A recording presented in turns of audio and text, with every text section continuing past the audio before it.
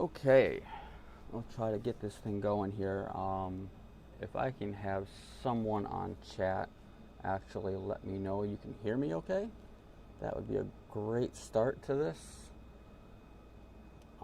I would appreciate that.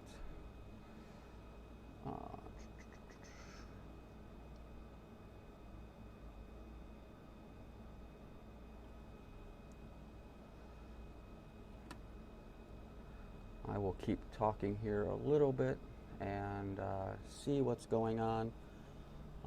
Looks like I have a little bit of levels here that are a little low but aren't horrible. I'm going to also get this camera to zoom back out because that's not what I intended to do with that. So give me 1 second. We'll flop back over here real quick.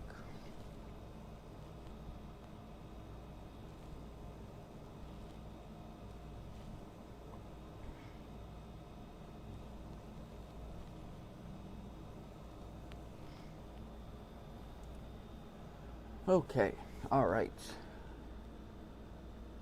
Make myself louder. Okay. I appreciate that, Ignat. Is that louder better? I cranked up my volume a little bit. I also don't know how much of a delay I'm getting between the chats coming in and the other stuff. So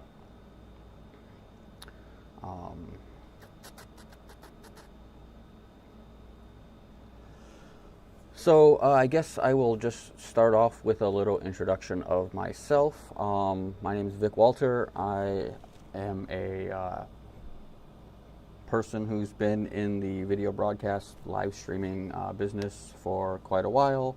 Live streaming really picked up towards the pandemic, and before that I spent about 27-ish years in the cable industry. So we were running cable TV studios, outfitting studios, so everything from teaching to managing playback for cable channels to engineering. I had a hand in a lot of that stuff. So I apologize for bouncing back and forth, just watching the socials. Even more. Okay, all right. I will pump this up more. I'm hoping that's good because it's almost close to peaking in the red on the D8 ISO. So we have Stream Media with us. I will just throw your guys' chat up there real quick.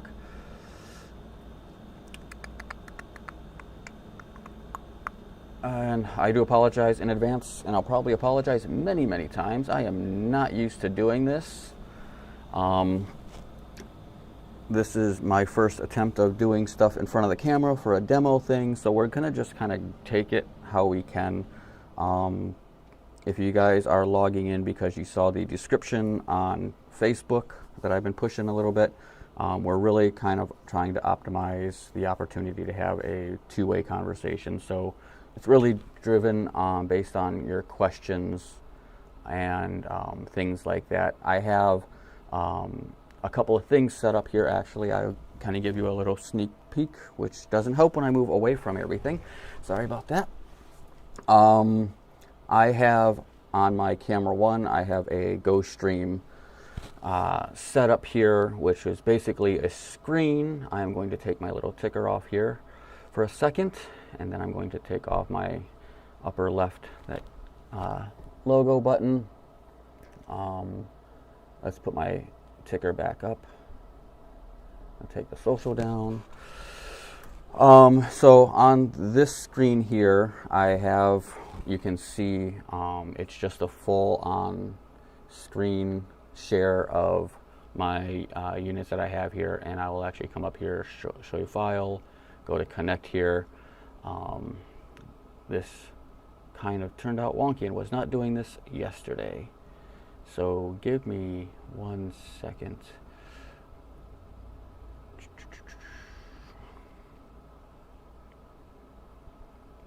File, And my mouse is a little delayed on this screen. There we go. You can see on the screen I have the GoStream D8 and a GoStream Duet on available. And I have the main GoStream D8 kit, and that would be the unit that I'm actually working from to switch this show. But I will be able to switch between those to let you know, kind of show you a little bit about what's going on with that. In fact, I can come over here. You can see here's my Tiny 2. I have a OBS Spot Tiny 2 doing my actual camera stuff. I don't know why Social popped back up. I'm just learning H2R2 graphics for the social interaction stuff too, so I apologize for all the things that are going to be weird and twisted. But anyway, let's go back to my inputs. So input 1 is my interface for having kind of giving a look at how to operate the software. Input 2, I have a standard Duet, so anything we talk about referencing the Duet or the deck will utilize this one here. Input 3, I have another GoStream Duet 8 ISO. Number 4 is actually the multi-view for the Duet, and 5 is a multi-view for the Duet 8 ISO. 6 is empty. 7 is empty, 8 is me. I did go through and create a couple fun things. I did throw 2 GoPros up, each one feeding into the Duet 8 and the regular Duet, just to give an idea of content coming in if we need to do any troubleshooting or visuals on what's going on with that. We will be able to do it that way. I have 2 Sony NX cameras doing my overhead shots. I'll actually come over here, kind of see everything set up here, doing downward pointing. So that's kind of where we're at there. We have, oh, that's Paul. All right, hey Paul, how's it going? You are not late. I am just kind of rambling, getting things going, and kind of just checking out how things are rolling. And if I can find out, I have 8 people watching now, which is great. This YouTube live thing is again also very new to me, so I'm hoping not to screw things up too much. I got a confirmation laptop off network, running off of a different modem over here, so I can actually see what's going on. We have 7 people watching right now, and that is, I guess, a good thing. So I don't know. What's on people's minds? Who wants to see what's going on?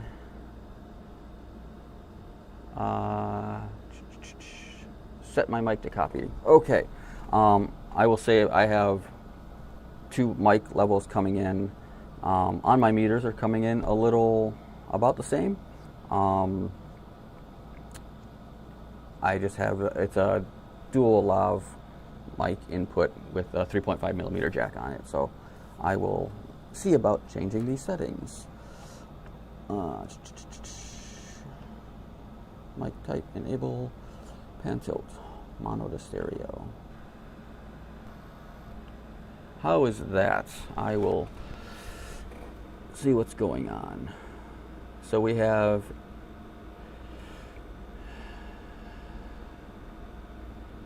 some comments rolling in. Paul saying hi. Ignat is giving me advice on my audio. We have Larry from Florida. Larry, how's it going? So yeah, we're pretty much going to kind of just do some walkthroughs on what people might be wanting to learn from the GoStream, things that you guys might have trouble with.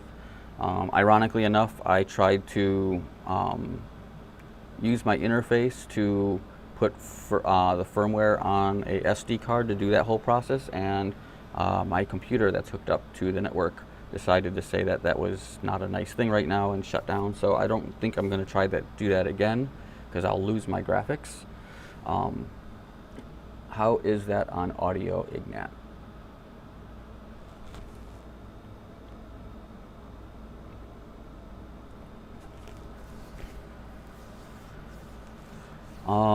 If we do get upwards of about 50 viewers or more, we will start. Left is way quieter, not in my headphones, sometimes left. Yeah, I'm also being weird and spinning. And if the camera following me thing is a problem for people, I can turn that off too. I just have a weird thing that I don't think I'm going to sit still. So right now I have mono to stereo copying left channel. So if it's quieter, I will switch this over to right channel and see if that makes a bit of a difference. So actually I will stop the camera here for a second and kind of show you what's going on if my camera wants to listen. There we go. So I will grab this guy here. I have a pretty long cable. You can see I have the kit here. And I am recording ISO. You can see my inputs, everything else going on. But as I was trying to get back to a little bit, I guess, Osee did send me some prize support. So if we can manage to get upwards of 30 or 40 comments in here, we might do some prize support giveaway stuff. Nothing huge. Wearing one of their hats. Finally got one after a year and a half of asking. But I have a couple hats and a couple shirts I can give away, so that'll be kind of fun. I should increase my screen size because I apparently can't read some of these.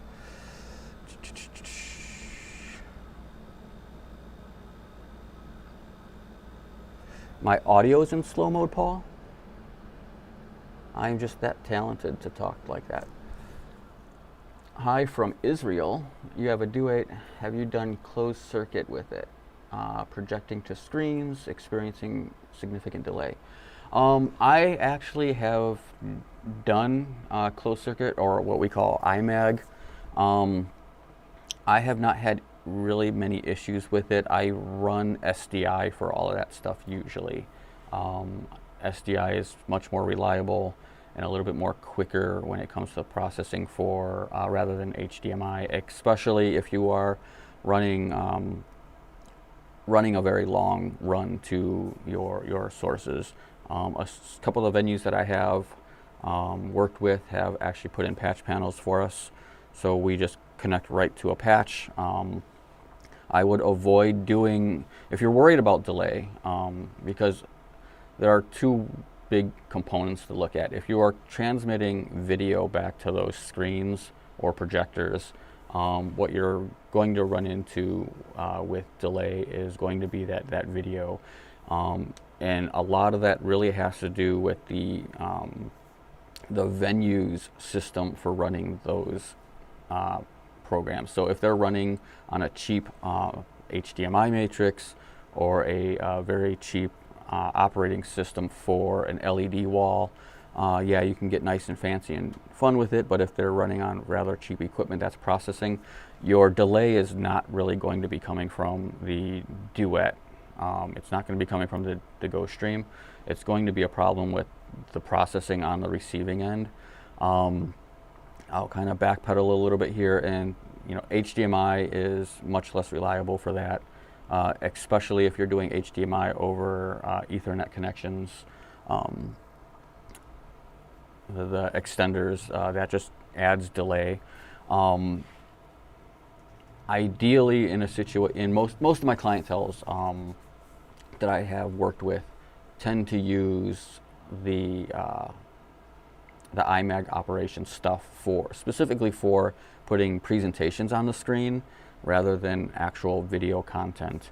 I have a couple that are a little upscale and they want to see two cameras going back and forth as well as a presentation. I've been doing a lot of galas lately where we have like paddle raises and stuff like that, and they occasionally want to see audience participation and winners and all that other kind of fun stuff going on. But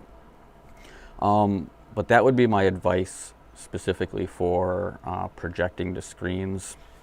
Is you got to look at what you're sending. You got to look at how long your run is. Try to go SDI. It's going to be more stable for you.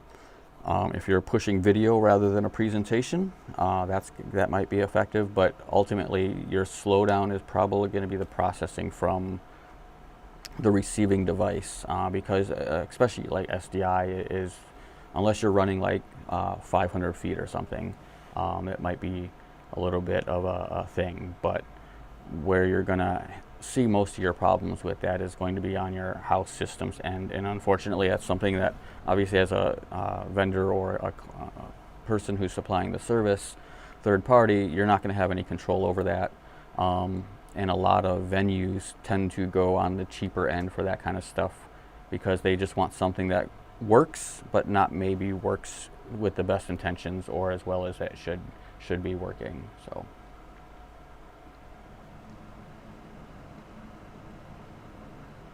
oh, you're getting slow mode error message, a YouTube message. Okay. Let's see. Ignat also replied. Yeah, as he says, there's a 30-ish millisecond iMag issue, but again, he's kind of reinforcing the iMag controller delay as a solution for that. So Ignat's going to probably jump in a lot onto this because he has a lot of experience with it, and Ignat is also the other mod that is working with the Osee group on Facebook. So usually it's one of the two of us who are responding to questions that you might have on top of the actual great community of other users that use this stuff for various different purposes. So it's really nice to have an option of people. Why is this just circulating through other things instead of popping off? Okay.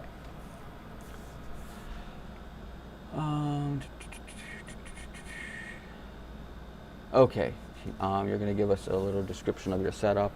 I don't remember how many characters your thing will limit you to, but if I have to, I'll read it from my other screen and we'll work with it that way. So anyone else have questions or anything that they want to have covered on here as I continue to be like a mumbling idiot? I did not get my Stream Deck hooked up to do some hotkey stuff. I poured planly and I took 3 gigs between Wednesday and this morning, and did not give myself enough time to adequately plan for this event as much as I had wanted to. So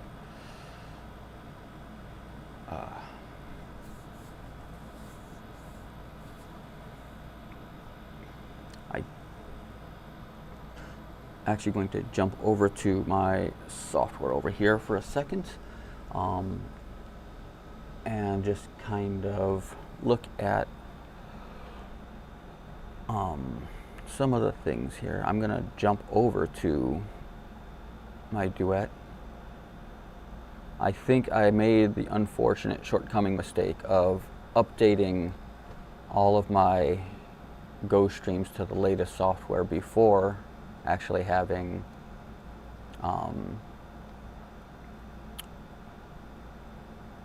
what you call it.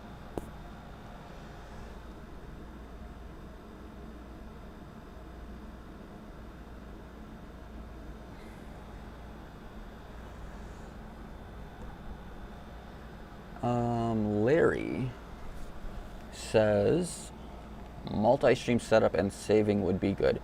What do you mean by multi-stream setup? Because the Osee GoStream can do up to 3 streams at once, so that's actually there already for you. So I'd be curious to know what you mean by that, unless you're trying to do more than 3. But at the same time, you also got to worry about bandwidth. The more streams you have pushing out on your system, the more upload speed you're going to need. multi-stream, multi-source. Okay, need a little bit more context. Saving would be good. So something that I have kind of figured out, and it's not a complete, like, problem-free hack, is using the scene buttons on the GoStream. So if I go to scene 1, I have a couple scenes set up here with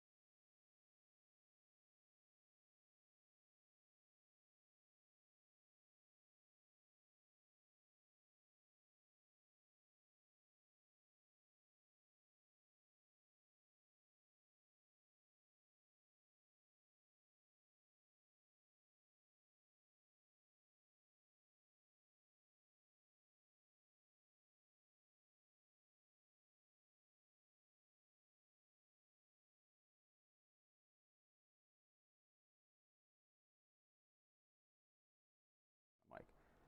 Thank you for that, Ignat, because, yeah, I know Ignat jumped on that for me, so I should have audio back. Um, that was dumb, and it probably dropped my sound super low too. So let me get that back up to where it needed to go. Ugh. Okay. I am sorry about that. I'm guessing that it also dropped my left-right mix. It did. Fancy that. There. Alright, I should be back up and going the right way. Yes, yes, yes. I think chats are coming in a little slow. Anyway, to that point, it's a very good example of what Ignat has said, that it influences a lot. So it's actually, sweet deal, Paul, thank you. It influences pretty much everything that you have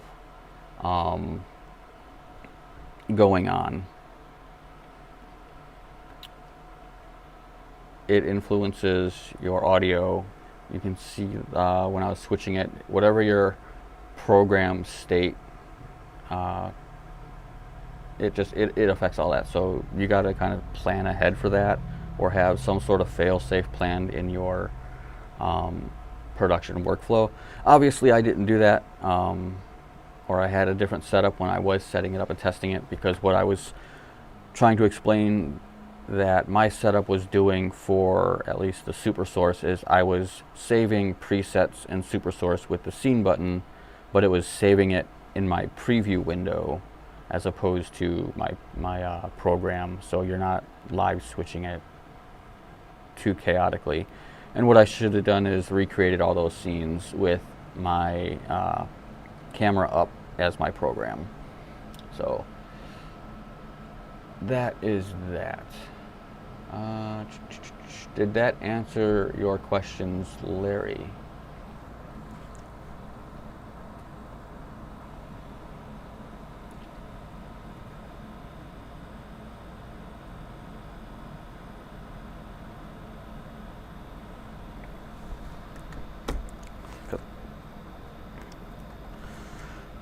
And I actually think I got this one done okay. And then of course you can come through and change things on the fly with different things. So like this is this. So if I were to make changes here, you can actually see what's going on.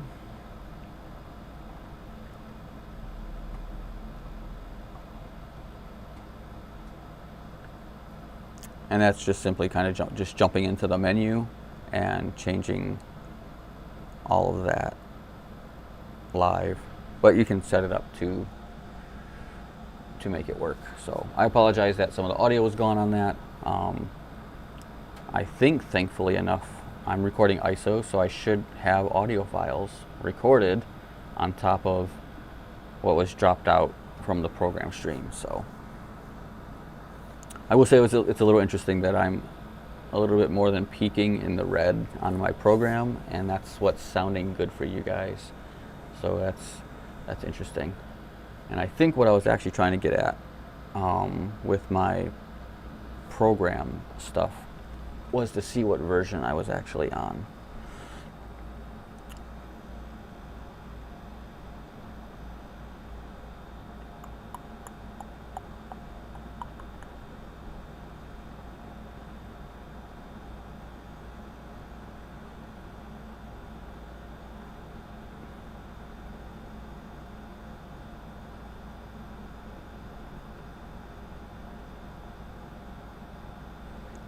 Oh, see, it's doing that weird thing again.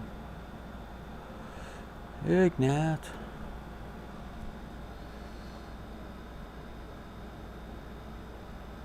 That is a weird justification thing. There we go. Yep.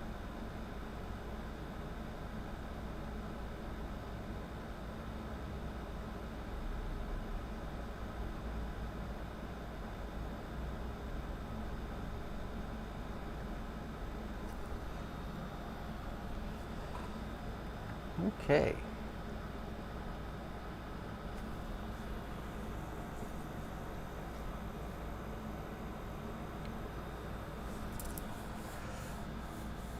Trying to think what else I have on my brain that might actually work and benefit the conversation a little bit.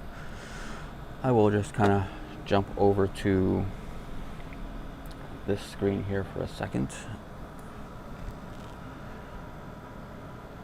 I know we did a post on Facebook with a little poll asking for some feedback on what you'd like me to talk about with this, and there were a lot of questions about OBS and vMix and things like that, and I will be kind of the I guess odd goose out on the whole concept, but I actually am not a fan of using vMix or OBS for my live streaming setup. I mean, the genuine purpose I went from, well, I mean, there's a lot of reasons why switching over to the original GoStream Deck, which I actually loaned out to a friend.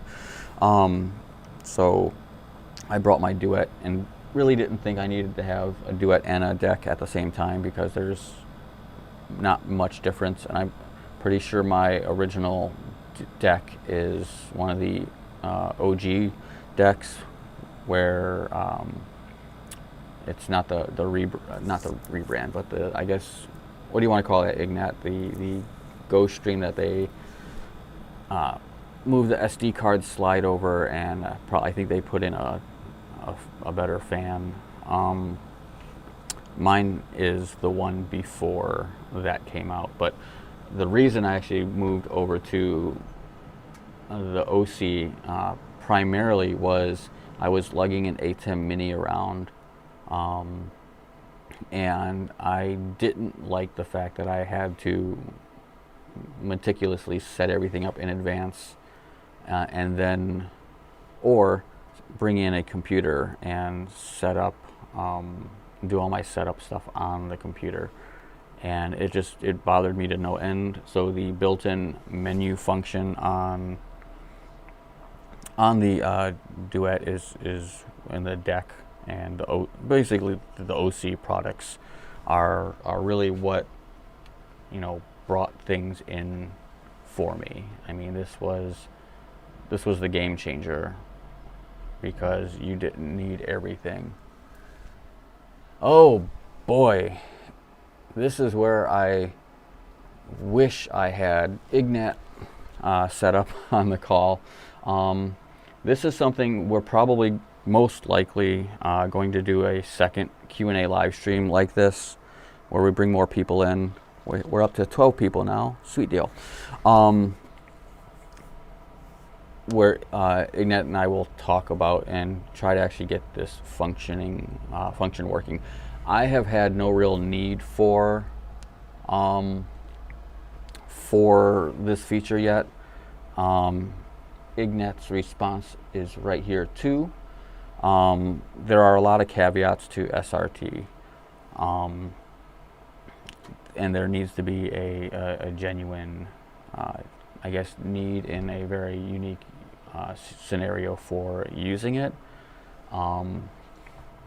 RTMP is something that we also tried to experiment with a little bit and couldn't get it exactly to work when it was in a opened network, or I guess worldwide network type scenario. I will also go into this saying I am not a computer engineer. I actually don't know a whole lot about computer stuff. So I've been getting a lot of help from you guys, people like Paul and Ignat and some other folks on the stream that have been helping with things along the line. I will also kind of just give a genuine shout out to John over at H2R Graphics. He's been pretty cool and responsive with getting me set up with the social interaction thing, so the questions can be seen, and that kind of thing.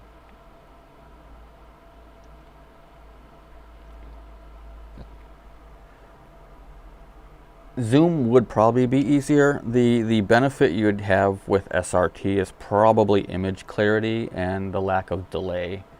Once you get it established and working, Zoom, obviously, if you're worried about, and that's kind of the thing with the industry now too, is a lot of clients are worried about quantity and not quality, where that is where Zoom kind of just cornered the market through the pandemic situation. But Zoom really doesn't give you a good image quality of what you're doing, even if you have really good cameras and good bandwidth, and they've been better about with their I want to call it their pro software or whatever, their you know, paid higher paid tier systems, where you can get better manipulation on your image quality and everything like that, but it's still more of a quantity versus quality thing. That being said, it's not horrible.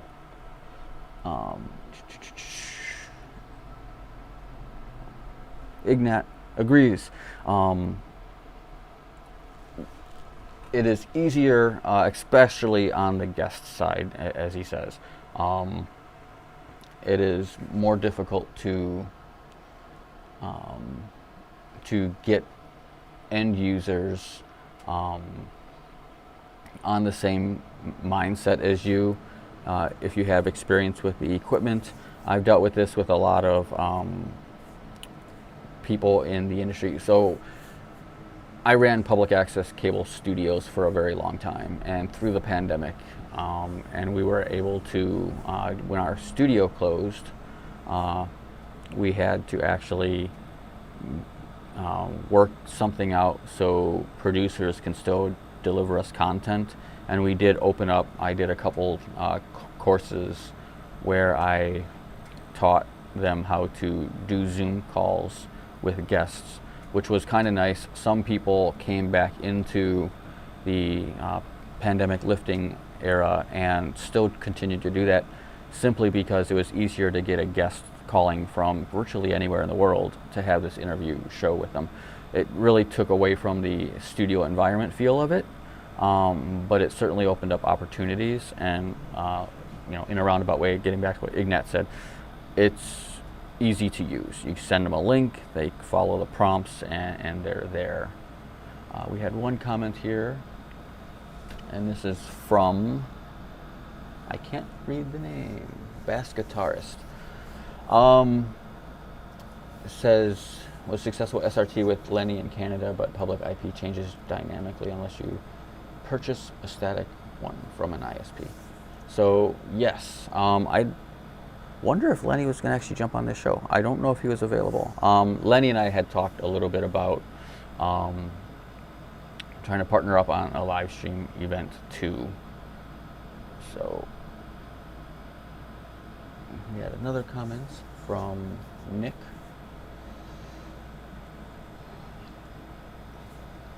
I don't know a whole lot about DDNS. That's something that Ignat might be able to weigh in on, but I'm not too familiar.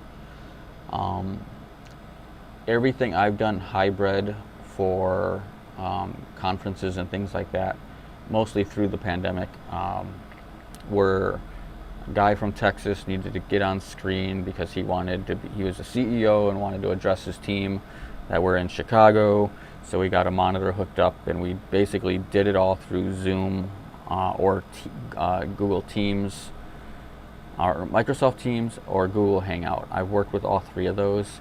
I would say Zoom was probably the easiest to coordinate. I'm going to switch over to Ignat is talking about the hassle of DDNS.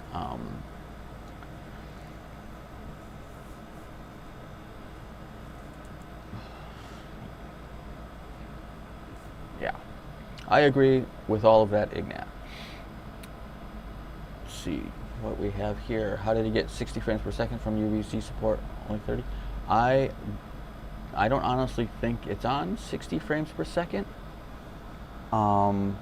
This is also an OBS bot webcam, so it's decent. I'm microns away from actually buying some of their tail products from OBS. I really wish they would bring their director's grid into the tail too. I like the SDI outputs, I like the NDI outputs, I like the tail 2 better, but it's missing that director's grid feature. And for those who don't know, director's grid is basically, if you saw Lenny's video from NAB about the new GoStream Omni, Omni, is that how we're pronouncing it? Omni. You can bring a 4K image in, which is what the OBS bot tails are, and you can section off areas of that. So basically it's one camera with multiple camera options in it, and you can save that within your OBS or the OBS bot software and using that on a tablet. But when you pump your feed out from the camera, whether it's the NDI or your SDI or HDMI if you wanted to go that route, you can actually have your single camera doing 3 cameras at 1080p cropped down from your 4K shot. And if you're streaming in 1080 anyway, then it's a really good option for you on that.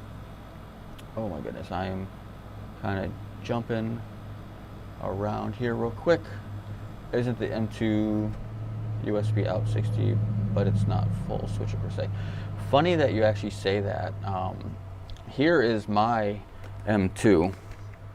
It is still in the box and still has plastic on it. That is how far I've gotten with opening this and checking it out, just because. But it does say 4K 60 hertz on it. So that might be something to explore.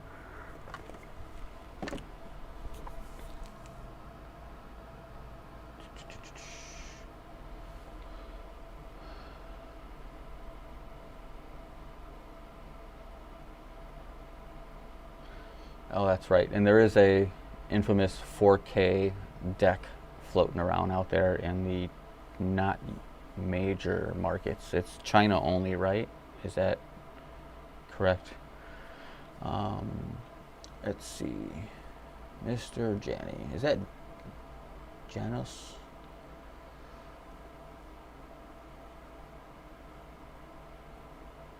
Can this be fixed in firmware? What part are you trying to fix in firmware?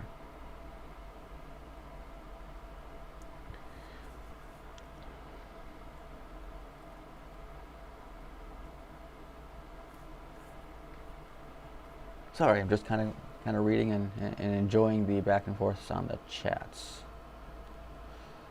Did I miss any of these?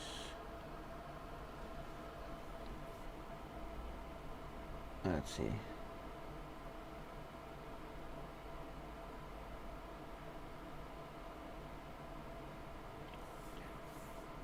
What is the schedule like? It seems. Ignat kind of touched on that on the previous comment that I looked at.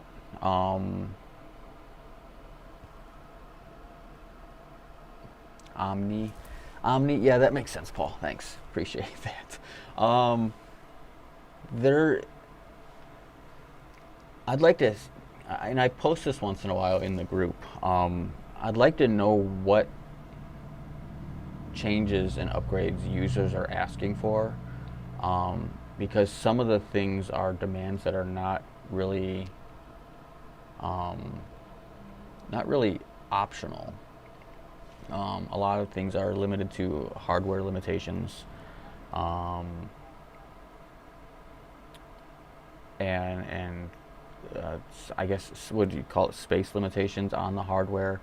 I know we had a comment that went pretty deep with threads.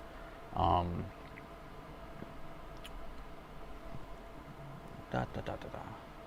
am not.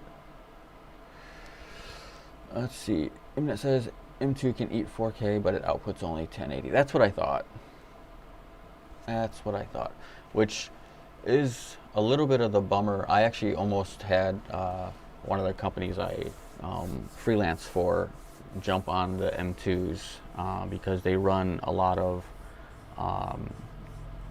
LED walls, but they have a high demand request from their clients to be feeding it 4K. And unfortunately, they have producers that sit over their shoulders most of the time.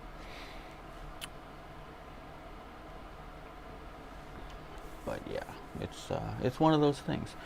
But yeah, I do like to hear, if not for software and hardware limitations on some of the updates people want, it's nice to know, because 90% of the time those requests from users get to Osee one way or the other, and they implement it, if not in software firmware updates, but in future models. I know when I was playing with the deck for the first time, I was aware of the Duet coming out and my wish list kind of grew into a 4.5-page document that I sent off to Osee, and I was like, these are the things that I would like to see the deck do, and about 70% of those things got integrated into the D8 ISO, which was really awesome.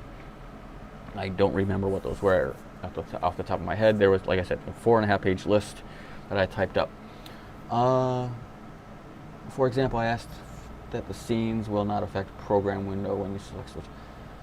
So that kind of almost defeats the purpose of having scenes, in my opinion. It's almost as if you would want to do another thing. I actually think that would be a really great purpose for the function 1 button. I think that's the one that's not assigned to anything. I think, or is it function 1 that locks and function 2 that doesn't do anything? Either which way.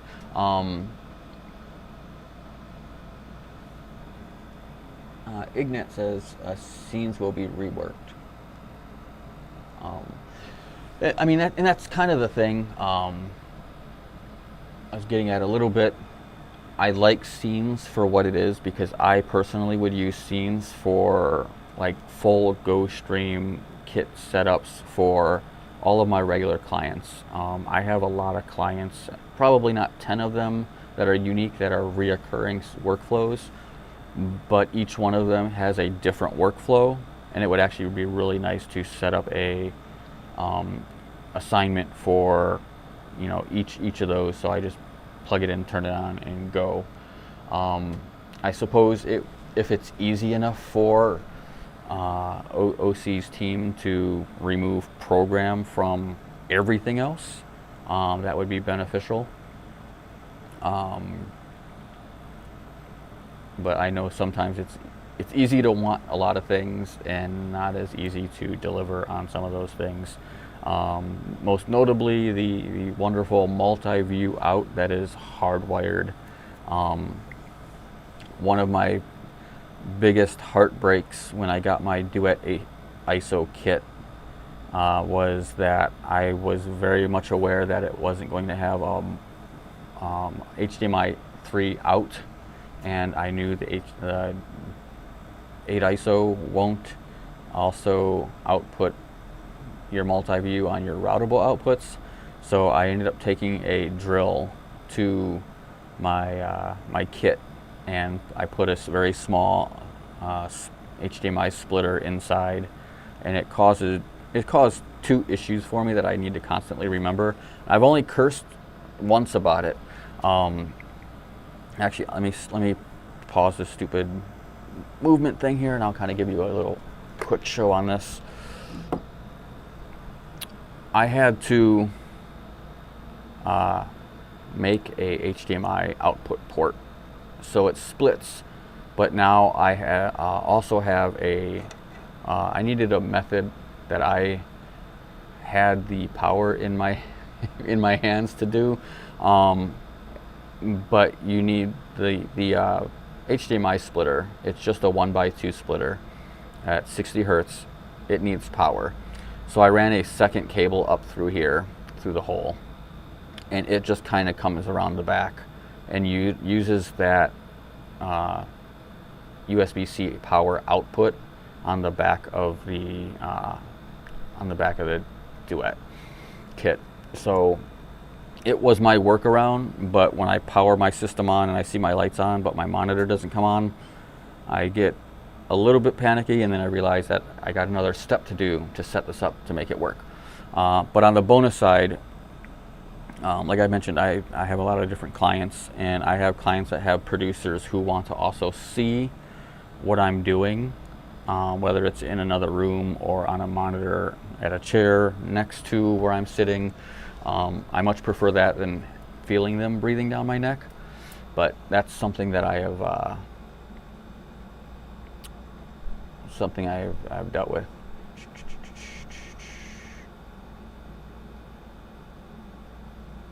And Ignat's just confirming that Q4 will have another update for them. Osee doesn't tell me a whole lot about when updates are coming out, but I'm in the loop on a couple of the things, and we tend to talk back and forth. Ignat and I talk at all hours of both of our times on various things, but other than that, they're pretty gung-ho right now about doing a lot of shows and pushing the Omni, which I don't blame them. It was really nice to see the video Lenny did, and it has a lot of promise.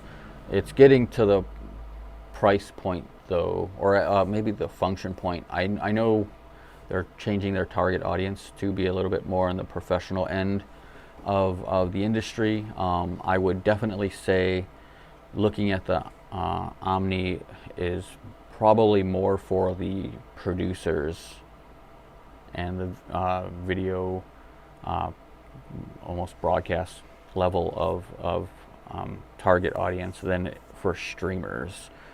It will stream obviously because it's kind of the line that they're going with, but I would definitely go and say that they're trying to hit the prosumer and professional markets, and they're working their way up towards that. And it's really all built, based on their experience with the Deck and then the Duet and then the Duet 8 ISO. They are doing what a lot of other switcher companies aren't doing, Blackmagic, and they're listening to the concerns of the users, whether it's negative feedback and things that they need to fix, or the positive feedback of I like this, but I use this certain use case scenario. I think one of my fun ones to read are the folks that want the various diamond type shapes for the multi-source, and it's comical to me, but if I can get a star wipe, that would be great. Probably won't happen, but the nice thing about Osee is they listen and they trust their users who are power users to voice their wants and their needs, and understand that we can't always get what we want. They can't always deliver everything we want, especially for the price points that they do,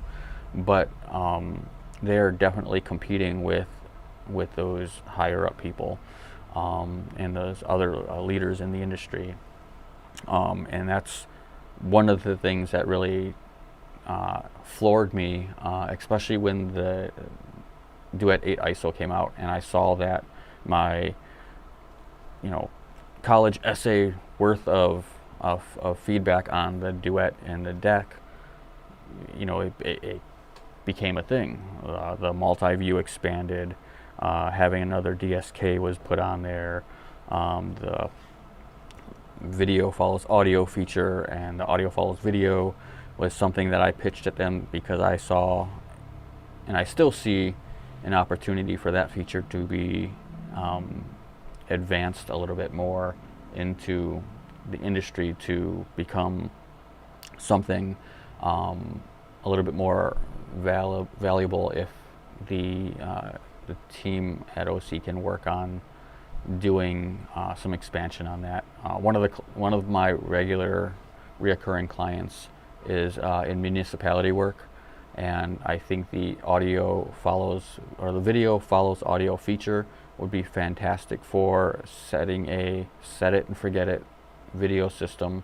And it's really kind of putting myself out of work at this point for this, but when you have a boardroom with 8, 10, 12, 16 board members having a meeting, each with their own individual microphone, and whether it's a camera setting or something that vMix has been dangling in front of my face and really making me reconsider my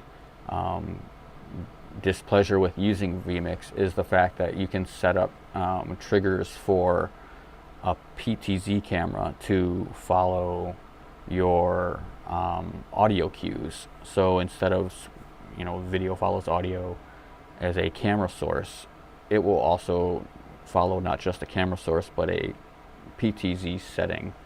I am rambling a little bit, and Ignat kind of jumped up here. Let's see. I'll just jump through these here real quick. there should be checkboxes for what that would actually be really cool for that, and I think that is definitely something that is probably doable. Negative feedback, all of that gets to OCQ. Yes, we both probably have similar lines of chat that go to the folks over there on our communications, and we even the not so sensible ones, because I actually thought that the video follows audio stuff was a little bit of a pipe dream for what Osee was working on. So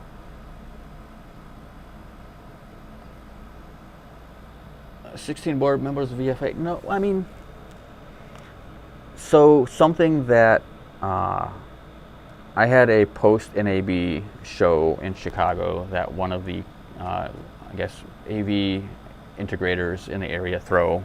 They do it every year. I've been going for like the last 12 years.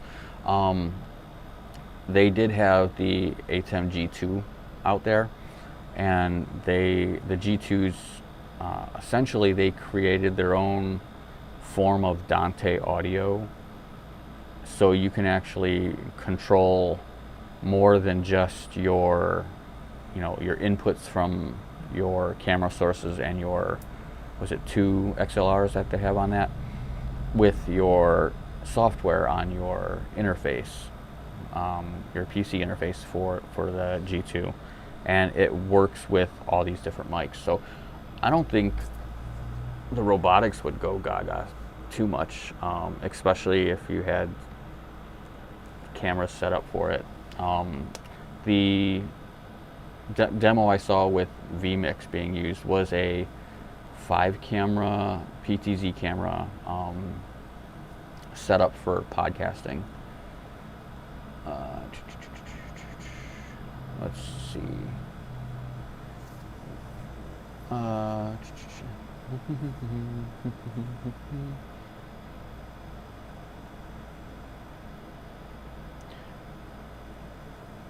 Rick, did you and I talk about that? I might have jumped in. Yeah, actually, I think I do recall your name on some of the trouble sheets, and they asked me to give you a call or text you.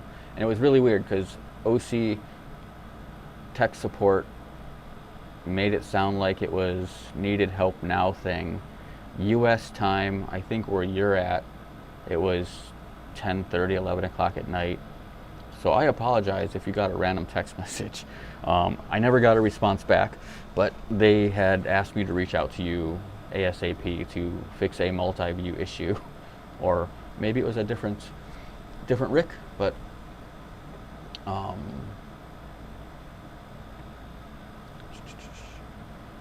yeah. Actually, it's a question I have for Ignat, because I'm a little behind on the times with the is it Osee that has the companion modules, or is that an independent person working on and I guess publishing them in companion for that? And is it updated for the Duet is it updated for the Duet 8 ISO yet?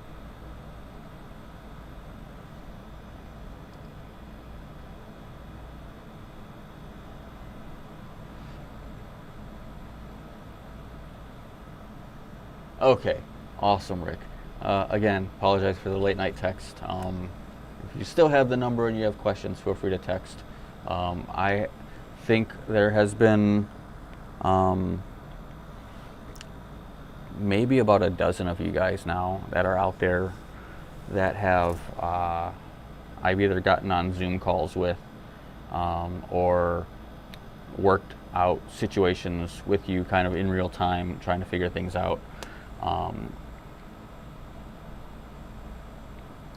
And it's very, I understand from where from a perspective of it can be very frustrating when it's a new technology to you, and I go back to like my experience teaching community television to people and in many circumstances, we had a group of senior citizens come in and do shows, and they pretty much had a clean slate with like Alzheimer's or something, and they had to be retaught every year or every show. They had to be kind of having me over their shoulder, walking them through how to work things. There was a gentleman who used to be a radio DJ, and it was still something he wanted to do. And it was always one of those things where you kind of have to sit back and like, okay, I've taught you this 100 times already, but let's do it again. So it's a struggle sometimes to maintain all those work throughs. It's almost kind of like and it's the reverse struggle with people like me and Ignat, who perhaps we have a issue with our internet at home, and they want us to go through all the standard protocol procedures of unplug it, plug it back in. Did you restart it? Have you done this? Have you done this? Have you done this? And it's like, I've done all of that before we called you, so let's just skip to putting a trouble ticket in because it's something bigger. But they're still wanting to go through those steps. But it's very much always a pleasure to sit down and like walk through with people on how these things work, because I guess one of the other things that drew me to the Osee's GoStream line of product has been I had experience with the ATEM. It was very much sit down, designed in a way that I would have probably designed a switcher if I had that power and technology behind doing things and the time to build things. But it's pretty much laid out the way I would like to have it laid out. It took Blackmagic forever to put rotary dials for their audio controls, which came out on the G2. But it's like, I hated the up and down buttons for, doing 3 decibels at a time up and down for your audio controls. I just hated that. So it was just easy to, like, if I were to build a switcher, this is what I probably would be building. So skip some of this. Sorry guys if some of this stuff pops up as a repeat of questions. Technically anyone can fix a companion module.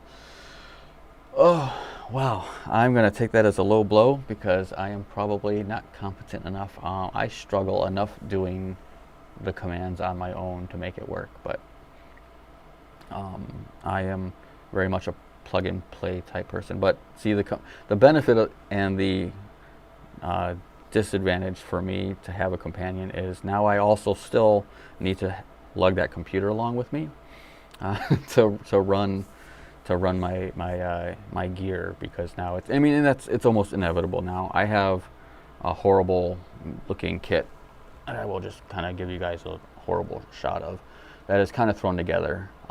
There's my network switch in there. There's my Stream Deck. It's really all just discombobulated, and a micro PC that is running all the software and everything that I'm showing off, and a device in here that I'm trying to get to work, which is this here. It's a Comet by GLINet, and what it's supposed to do is do a remote internet-based KVM switch. And my thought with that is to try to run a GoStream unit remotely at, again, a municipality or a church or something like that from home,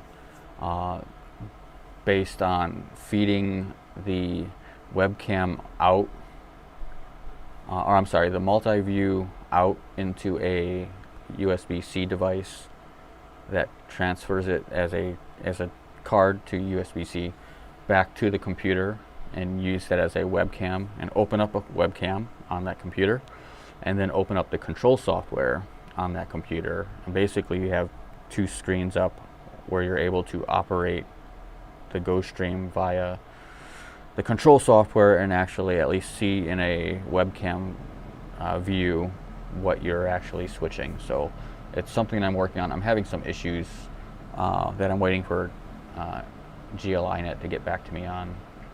I should probably bug them when I have time to sit down and work my system again. But it's one of those scenarios where I wanted to try to make things easier. So staying home and running a government meeting that might be 3 or 4 hours and very boring would be something that I could pull up and do, because I can also pull up camera controls for the PTZ cameras on that computer, so it'd make it really easy.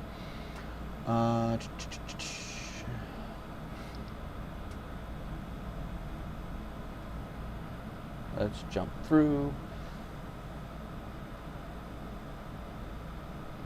Sorry for the jumping of texts. Yeah.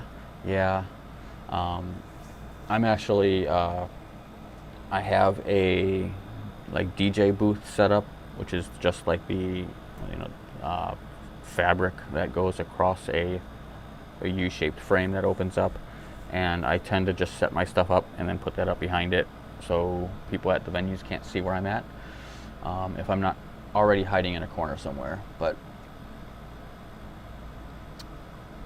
yes, what are you working on over there, or is this for the book? That's kind of something I would probably change with the setup a little bit too, is I would put my confidence monitor behind me so I'm still talking at you guys. But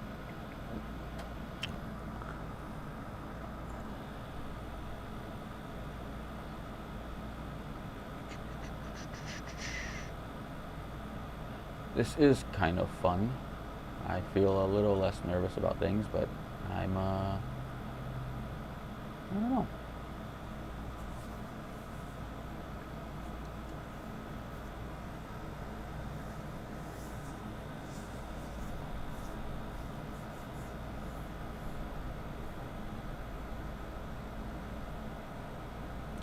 Trying to think of something else I can ramble on a little bit about. I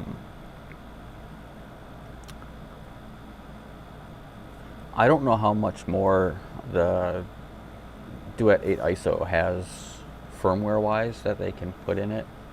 I know that the circumstances with the Duet and Deck are they're kind of maxed out space-wise. So I don't know if they intend on pushing new stuff out for that, but it's, for what it's used for, it's pretty solid. I do find it interesting that there are a lot of folks that will make comment about overheating and stuff, but I have not experienced any overheating of any of my GoStream products, and I don't do anything special to supplement airflow or anything like that for them, short of I had a gentleman who does 3D printing who's made cases. Before the kits came out, I had him make some attachments, and they were just designed to not block any of the airflow areas, but that is about as far as that's gone.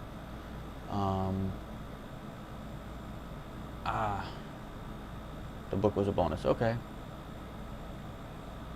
I wish I had that luxury, and the revenue stream. I tend to spend my monies on equipment and gears and gadgets and crap to warrant that kind of stuff. But let's see.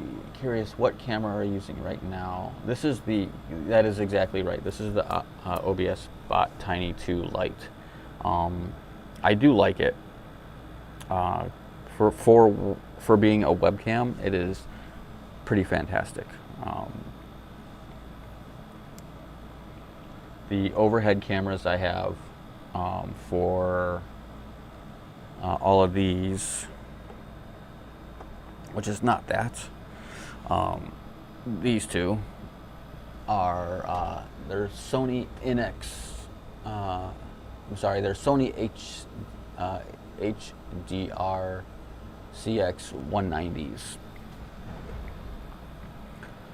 Um, that now that I'm actually looking at that, I'm having some weird like pixelation nonsense happening on the red.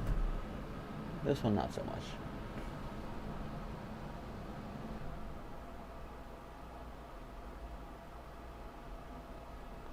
Let's see. Ignat is, oh, that could be fun. You can write a, not necessarily a sequel, but modern day thing. Okay, let's see. Keep your fan set to low for constant airflow. I think all of mine are still set to auto.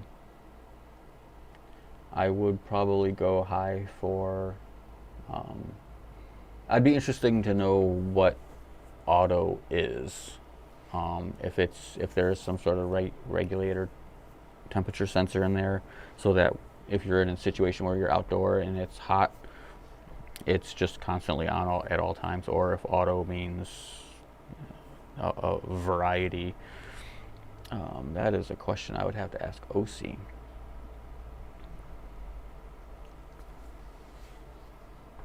Yeah, the quality could be a little bit better. I do like their little app interface that's on the computer. And I've had a couple Twitch streaming DJ friends ask me what cameras would be great for their basement room DJ table setup, and I recommended there will be a spot. Not so much even for the auto tracking, but you know, they're small.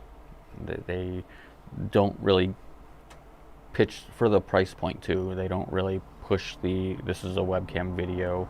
You don't get that grainy, choppy too much. It is there. It is a little apparent. I can see it, but for what you pay for it, which is probably like one of the themes or the sub themes of just this kind of general talk about like the Osee GoStream. A lot of the feedback comments, Ignat can probably also jump in on this with me. We see a lot of people who want features and functions out of these products that are, you know, features and functions out of large broadcast switchers. And the interesting, I would love to sit down with Osee after the Omni hits the market for a couple of weeks or months and see where what the average rate is, because it's, in my opinion, there is still always going to be a place for equipment like the Deck and the Duet. There's a whole clutch of people who that does what it needs it to do for them. And that same thing with the Duet 8 ISO. At this point, there are maybe 4 clients that I have that have made requests that the Omni will facilitate. That I can't do with the Duet 8 ISO. So it's almost like the bread and butter right now of what I work with is the Duet, the 8 ISO, and it's because it's pretty much cornering everything that I need it to do, with the short exception of a couple of things. The Omni has more outputs. It has more roundabout outputs. It goes back to one of the features I asked for. I totally like the fact that you have an HDMI and an SDI outputs 1 and 2 that you can route independently from what you're doing. I use that a lot with clients who have iMag requests, or they're wanting me to run a downstage monitor of just the presentation, stuff like that. It's definitely things like that are there. The Omni will give more outputs. There's 2 SDI, or there are 4 SDI grouped on 2 outputs, I think. And you know, stuff like that really is going to pique my interest, but I don't know how much of my needs the Omni will like make me run out and buy one. because the price point's there. But when the Duet is doing everything I needed to do, and I'm also curious, it's probably way jumping the gun, but I'm curious if the Omni is going to be in a kit too, or if that's getting to the point where it's going to be too big for a kit. And I am missing some chat, so let me just kind of jump back in here and say what's going on.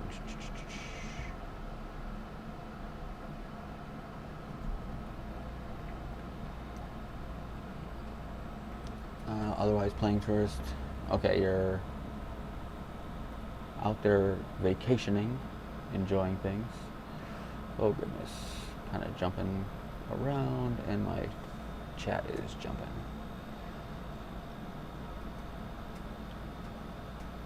I don't know if I am familiar with the Meet SE. That is very curious.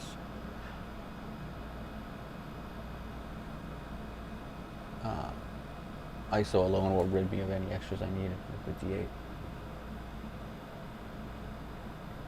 Yeah, that makes sense.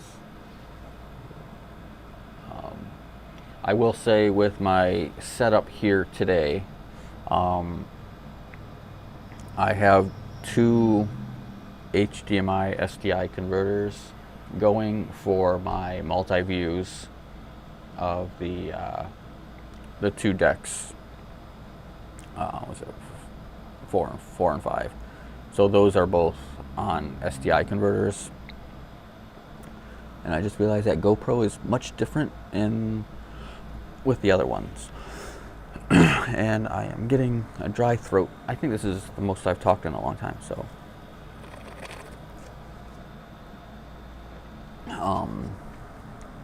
Coffee.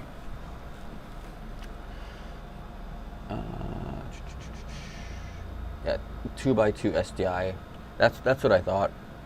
And I could probably look if I really wanted to.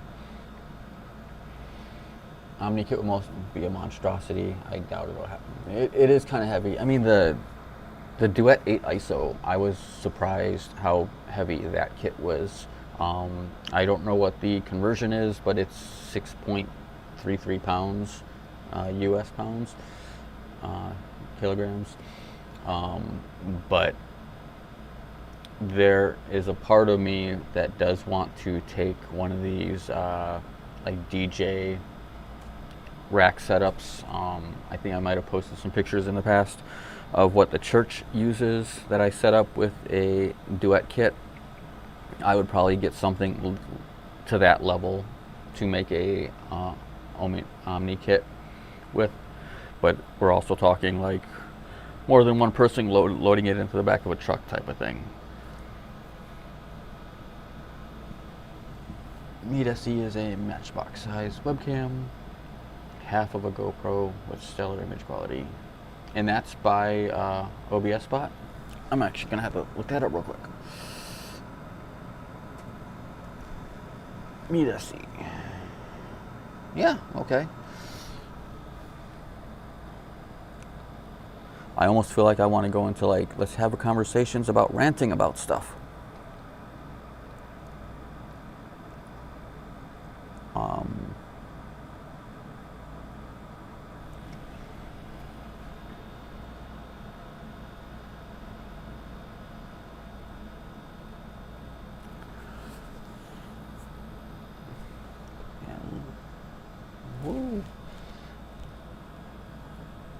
Yeah, I am totally not feeling like I'm doing a great job at walking people through problems and giving that opportunity. But I think more for myself than for everybody else out there, I might actually set up something where I am doing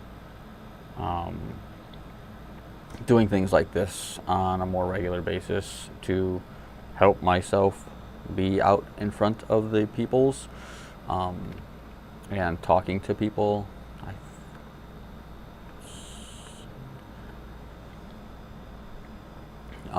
To just kind of, I guess you want to say similar to stage fright. Just because I'm a behind the scenes person, I don't like being in front. Hey, look, popped up. Woo. Yeah. And it is 12:20 my time, so we've got about 40 minutes more of this ridiculous nonsense. And all kinds of horrible feedback in the comments after the stream closes. But I definitely want to set up something else and something more. Let's actually jump on real quick and see what the group is looking like.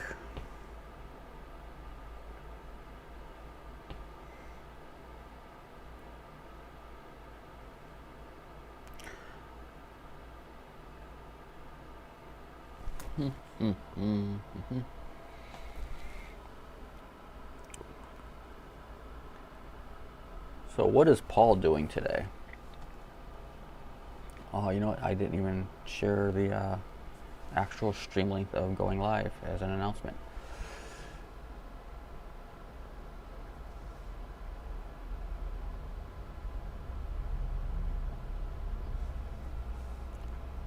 Even more now? Did they add things to the kit, or are you talking about something else? I'm assuming you're still talking about the Duet 8 ISO. That my 6.3 pounds was weighing it after I did my little modifications, but the splitter I put in there is very small and probably does not contribute to that at all. Let's see. Is Tom on the live chat on the stream? He asks a simplified way to use chroma key in our deck group, and I can try to see if I can walk through that. So I kind of break things down in two different ways, I guess. Let's throw this up on the screen. I don't actually have a keyer, so that might be a problem. Learning how to do chroma key is not that difficult, and I think I don't want to use this one.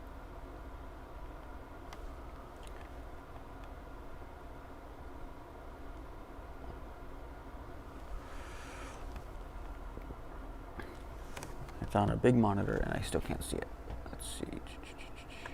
Key type, Luma, Chroma.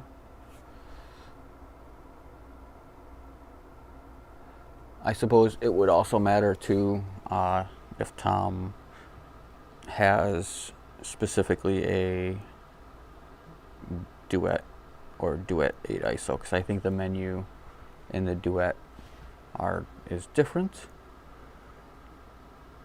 And he does have a Duet 8 ISO, so let's switch what I'm actually looking at here. Not switch my template.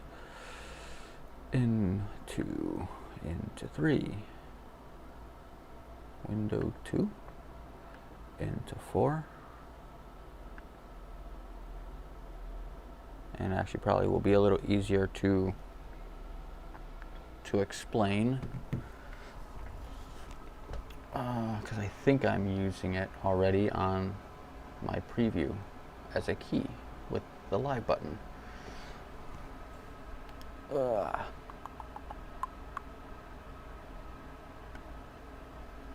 We have, yes, that is the best possible tip. And to be fair, it doesn't actually have to be green screen. It can be blue or any other color that you're not wearing, unless it's done like that on purpose for like a floating head thing. That could be actually also fun. But lighting it is very important, and knowing a little bit more about lighting is going to also be important. So it's not just turn lights on and hope for the best, because you will get some gradual fades. I will say I have used some keyers that have been worse than what Osee has in the GoStreams. The only ones that I've really worked with that are better are on some of our, like on a TriCaster or a Ross Carbonite switcher. They're pretty stellar with the range of green that you can key out. That is a thing. Ignat also says it's quite simple. Yeah. And going back to the lighting component too, with your green screen settings, you want to make sure you're lighting in a way where you're not reflecting that green screen back onto your talent. Also step away from the background, so no shades. See, exactly, that's exactly what I was saying, because I have seen, and you got almost, there's so much you would want to take into consideration. Avoid using white because of the reflection for that would come back on you, and you'd start losing the coloring in your clothes. It's definitely something you want to like feel out. Lenny is probably a really good resource because he uses it a lot in his studios with his videos. But I think if I can come through here, key. Am I on? Nope. I'm actually using a Luma key for this. So let me sit this down. Let's go. I think I had to choose back up a little bit and choose what kind of key I want to be in. Is that chroma? My multi-view is not the best. It's a horrible computer LG monitor that does not let me read it as clearly, so I'm assuming you guys can't read it as clearly either. You come down to chroma and your source 1, you're going to want to be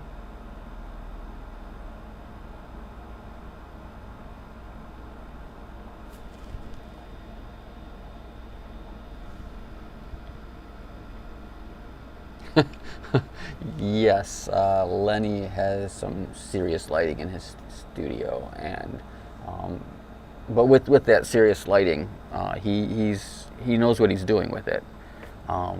It's actually the boys and their toys concept.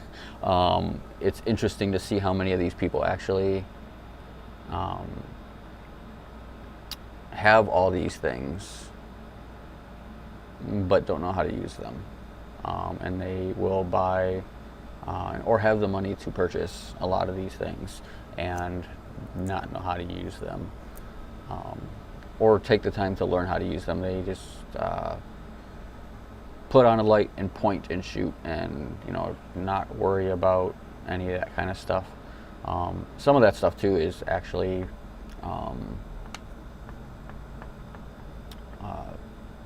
designed in ways where it takes a lot of the learning curves out of it. Lighting is a good example of something that really will never change, despite the fact that the technology behind it changed. Setting up lighting versus color temperature is a thing that will never change. However, color temperature is so much easier to use LED lights for, because most professional LED light systems have a gauge on them, so you're changing the temperature of the light rather than having to white balance your cameras to it. Let's see, black dark clothes, neatly combed hair, nothing close or identical to color, distance from the camera. See, yeah, you're well, see, it's good advice. I definitely know that Lenny is not 6 feet away from his green screen when he's doing his, but he's also lighting it much well.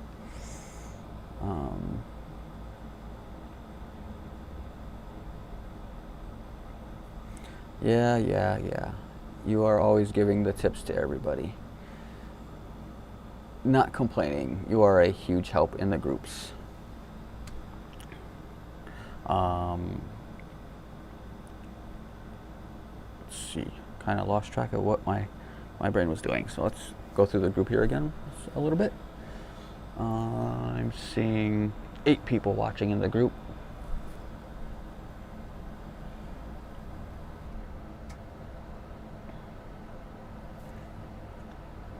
If we want to actually, if you guys don't mind, I know Ignat and I know Paul.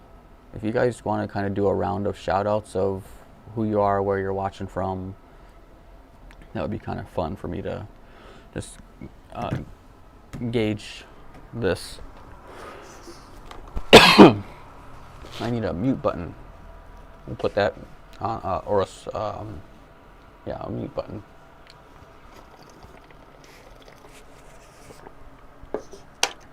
I have one of my council municipality meetings that I do that council members like to use the mute button but not turn it off, or not turn it back on after they turn it off.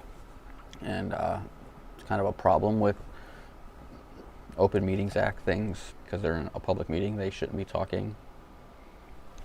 That's not on the record. Fun times.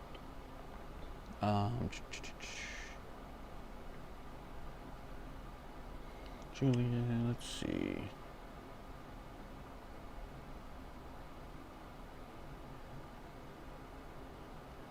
Did Ari make it on the show?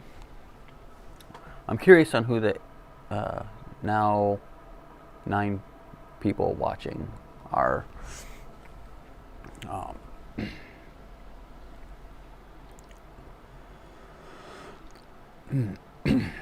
And Mark kind of had a lot of conversations about the documentation update stuff.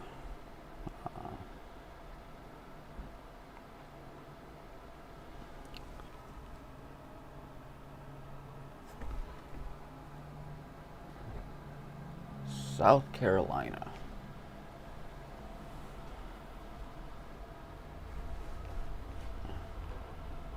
That is awesome.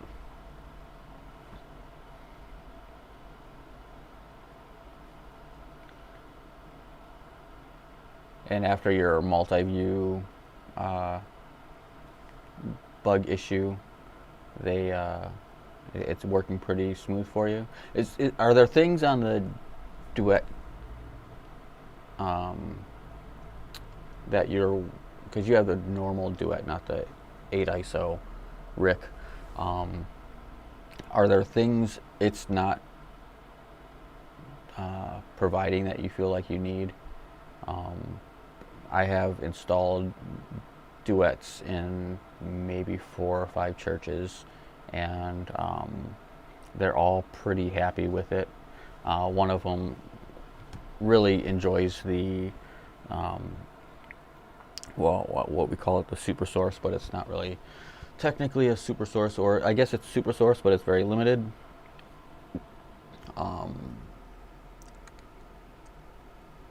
And they like the fact that they can have the pastor speaking or reading and able to let people at home read it and follow along. It's actually nice to see people commenting on their live stream because they're watching from home, because they for some reason couldn't get to church, but they read along, they follow along, and it's one of the industries that I don't know if it was Osee's direct intention for a target audience, but I would like to, if I were a gambling man, I guess, I would like to think that the GoStreams past the M2, or maybe even the M2, the purpose or target audience was live streamers who wanted to do just maybe 2 cameras, pseudo podcast content creator stuff, or video game players can't get this like dry part of my throat not dry anymore. But I wonder how many side businesses became a like niche target for a target audience, like specifically for the Duet 8 ISO. A lot of my feedback from the Duet on that unit was because I work fairly heavy with religious ministry and municipality productions, and some of the things just became more helpful with those kind of things. Actually, let me jump to Rick's response. Awesome. Not trying to sell you a Duet 8 ISO or anything, but it's good to know that it's there, and it goes back to what I was saying a while back. There's going to always be an audience for the original deck and the Duet. There are going to be people in the industry who have no intention of doing anything more than 2 or 3 or 4 cameras, and they're all HDMI, and it's a very small form factor studio type setup or something, where they don't need all the overkill bells and whistles of the Duet 8 ISO for the production that they're trying to work on. And that's not necessarily a bad thing. The thing that becomes, I guess, a little bit of a struggle on the Osee side of things is you get to a certain point with the firmware that there's just nothing else we can do with it. And I think, not speaking officially for Osee or anything, but I think that's where the Deck and Duet are at now, is there's just not a whole lot more we can do to it to make it work better. Paul in Spain.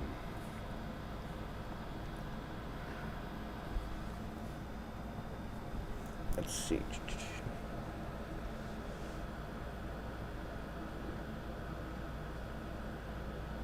That's good to know. That's actually something I did not know about you. And I wouldn't call it crippled. It was, and it's something that's actually on my wish list still to this day, because it's something that I used on the ATEM Mini Extreme when I was still on that platform. I want to be able to zoom a picture-in-picture like 250% with cropping and stuff on it, and I used to use that for a poor man's way of putting like a shot clock or a game clock on the screen for sport events, and I would just kind of picture it upper right corner or something, or I might have used the Super Source feature on the ATEM, but it seems like the GoStream can't, I guess, zoom it out and then crop it that much. But it's definitely the crippled Super Source. It serves its purpose. It does more than just picture-in-picture.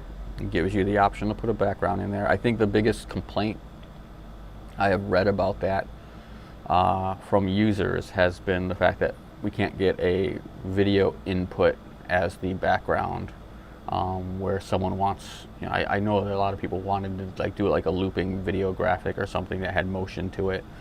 I think that was the biggest legitimate complaint that I could understand from people, as a wanted thing. And I think I might be wrong. I don't think I'm wrong. That's still an issue with the Duet 8 ISO, right? It still has to be a still image. It can't be a it can't be a moving video. I know they fixed that. Well, I know that I should know. Maybe I shouldn't know yet. That they fixed that on the Omni that's coming out, where your background can be any of the sources. But again, it's probably a hardware thing. It's probably a cost thing, and that's a thing. I am looking forward to the stinger effect too on the Omni.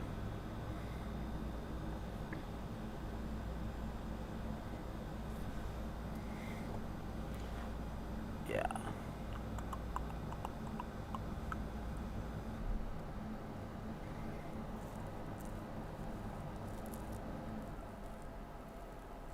Yes, that is very true.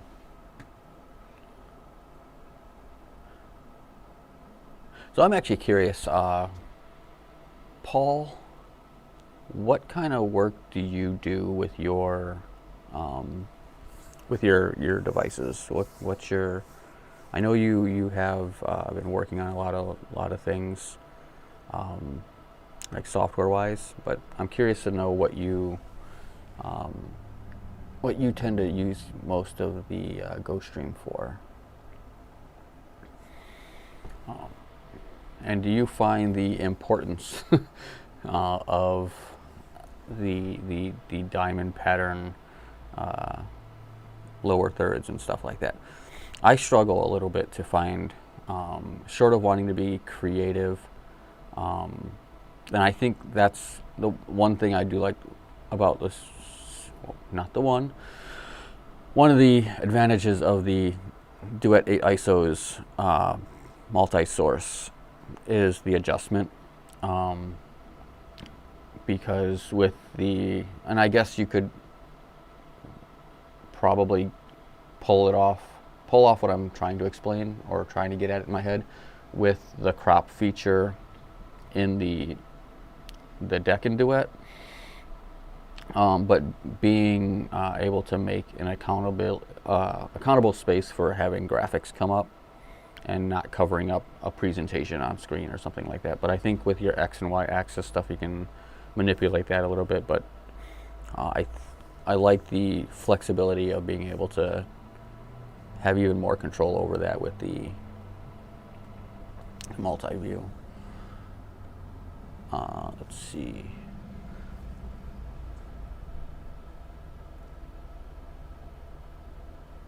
That is a really good hack, actually. Um, Making like your window, I think it orders Windows 1. Window 1 is on top, and then 2, 3, and 4 are on the background. If you just use your first Windows source, it will essentially be your background. You just lose tentatively the opportunity to put 4 sources up. But that is a really good workaround for that.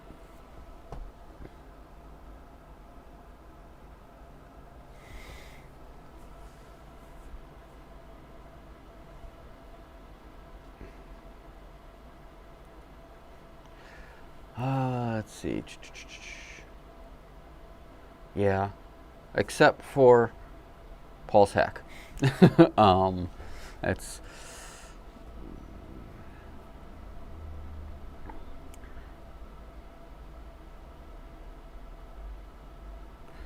okay.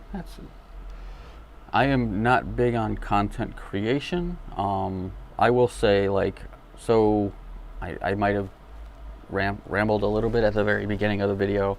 My history with video and AV has stemmed in high school back in the late 90s, and working with a local cable studio. So I was very much with what was already kind of antique equipment. We were still analog editing with tape-to-tape editing systems. We were still running with big bulky cameras. I had formats like Super VHS and 3/4 U-matic in beta,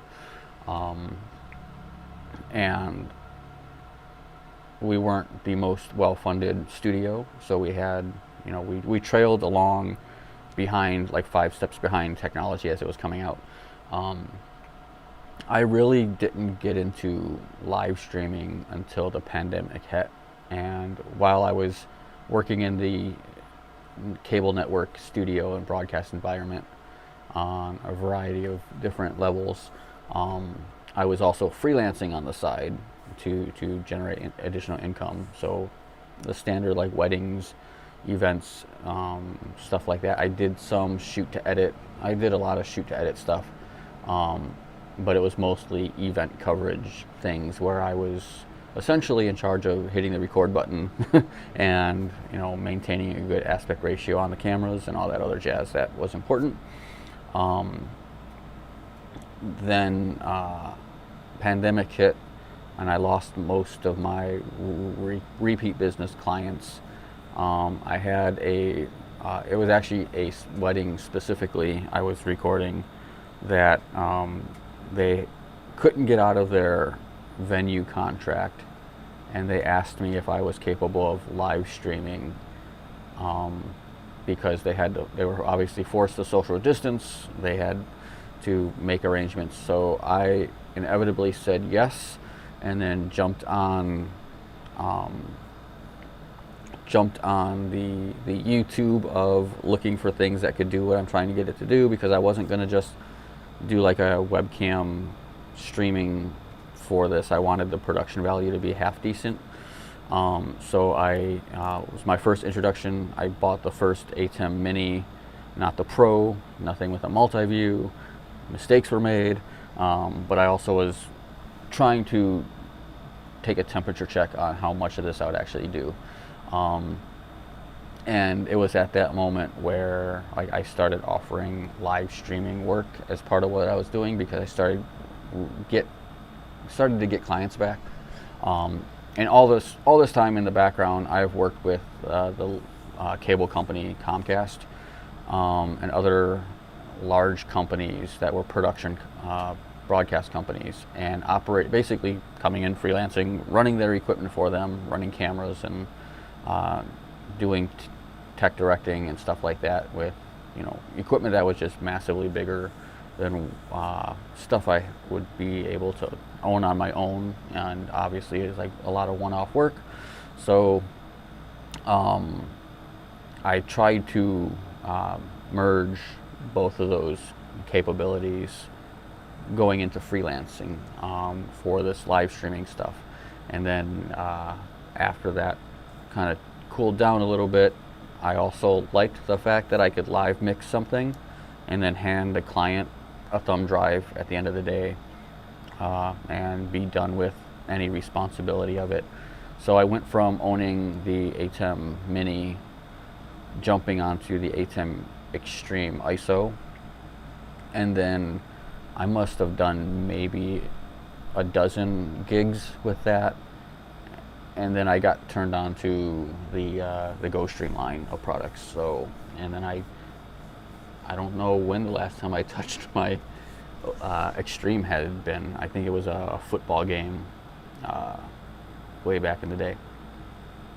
But it's just interesting going back to the studio our high school had was still, at the time of me leaving, graduating, was still standard definition.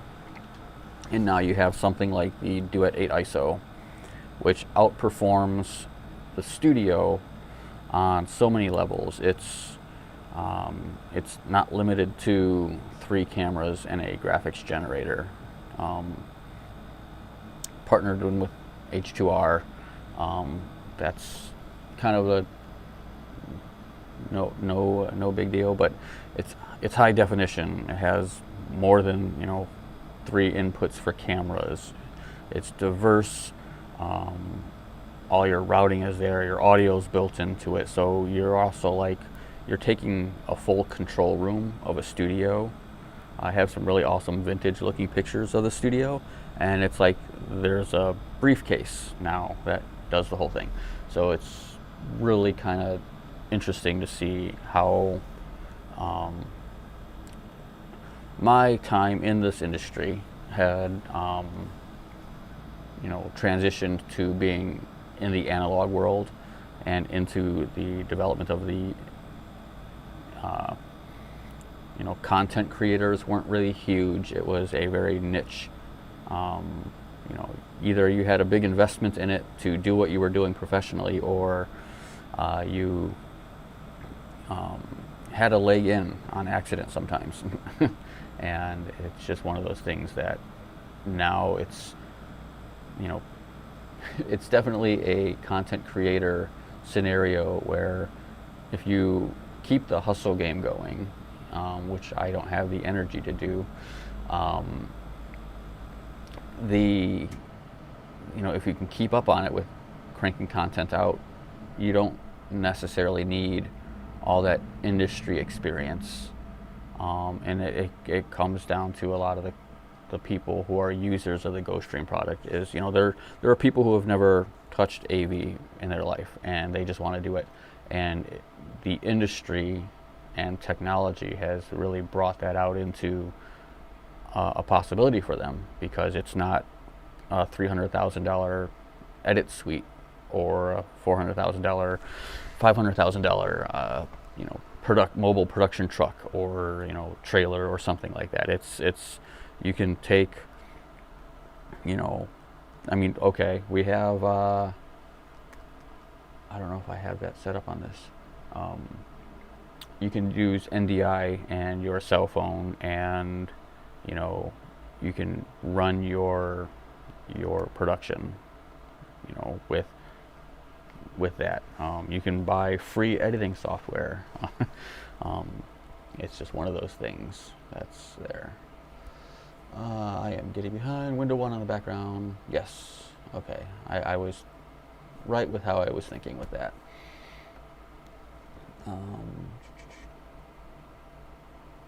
Which tally light system works? I don't actually have Ignat, who was working on, I think there are a couple people who are working on tally systems for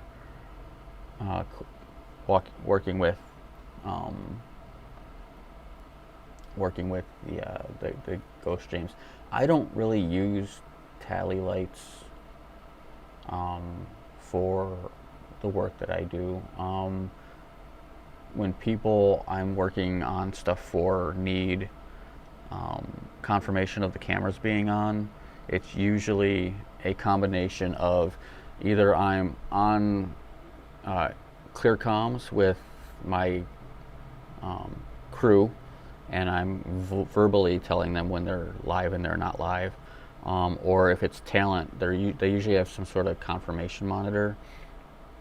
I actually thought I was actually pretty giddy, because one of the things I want to try to do with the Omni that's out, that is coming out in July, is I want to take one of its outputs and focus a clean feed of the program monitor and run return feeds to a separate monitor to all my camera operators, so they can actually see what's going on live versus what their shot is. Just setting up a second monitor on their tripod. I know back in the day of the TV studio days, we had a little button on the bottom of our controller that would let us switch back to a program feed, and that was always fun. But yeah, there's a couple people working on, let's see, Paul says John has a tally light system. Is it John? Johan? I don't want to mispronounce that if I did.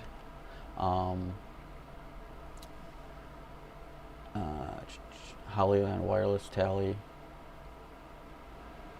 I did not know Hollyland made a tally system.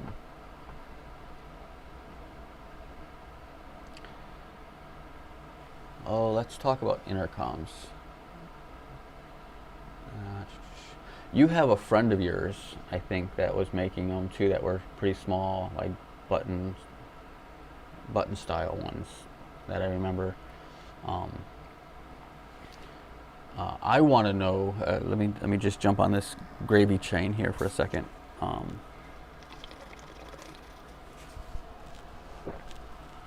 I hate that makes a sound when I drink out of it, because I feel bad about it. But I want to know why intercoms are so damn expensive when you can actually go out and get like one of these, what is it? Who has it? Alan Heath makes one, Mackie makes one. They're basically audio boards that are ran based off an app for your control, and there are so many aux outputs on it that a lot of bands use them for their inner ear monitors, so they can individually control their own stuff. But like, there's a Behringer Air, it's like $800, and you can almost get away with repurposing that audio mixer for a ClearCom system when you got like these, even the cheap, who makes it? I think it's like EarTech makes one that are pretty like bare bones. You can have like a max of 5 headphones, two-way comms on it. They don't even turn off when you like lift the earpiece away from your mouth, but they're still like $1,800, and it's so limiting. And it's like, I can't understand why that industry has like, it should be something that's so easy to work on. I know there's trying to think of the software now that I used. It was 4 years ago now. I was freelancing for a company that we were actually live streaming equestrian horses, a horse show that was happening out here in Woodstock, Illinois, and the guys who were actually directing were out in New York, and we had an app on our phone that there was me and 4 or 5 other guys at the horse show venue, and it was 2 cameras per court, whatever they call it, where the horses were dancing. There were like 3 or 4 competition areas happening at the same time, and they were just back and forthing it with us on the phone, on the app rather, and it was interesting. I have no idea what it was called, but they had cell phones attached to where they weren't attached electronically, but they were tethered to the camera so they didn't walk away from the cameras. But they were directing in practically real time from states away.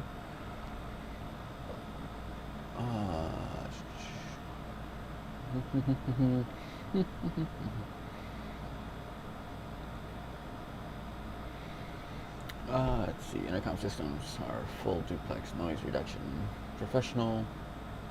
I would say the very inexpensive, almost cheap versions that I've seen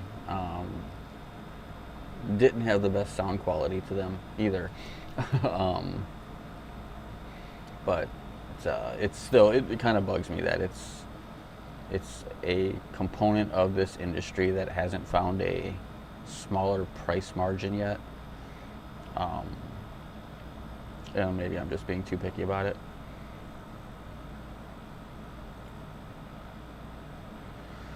Let's see, who else do we have? We have 9 people watching, and I know a couple of folks have introduced themselves. It'd be nice to know who else is watching and who else is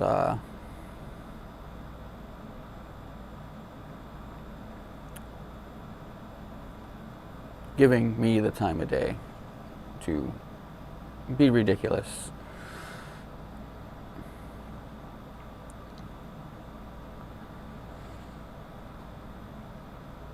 So what I might actually do, given that there are 9 people watching, if you're watching this, take some time to shoot me a message on Facebook. And I think the first 10 people that message me on Facebook will have a hat. We'll talk details, and we'll get you a hat in the mail. Nice Osee GoStream hat. Let's see. Nick is in London. Nick, what do you do with your GoStream? And which one do you have?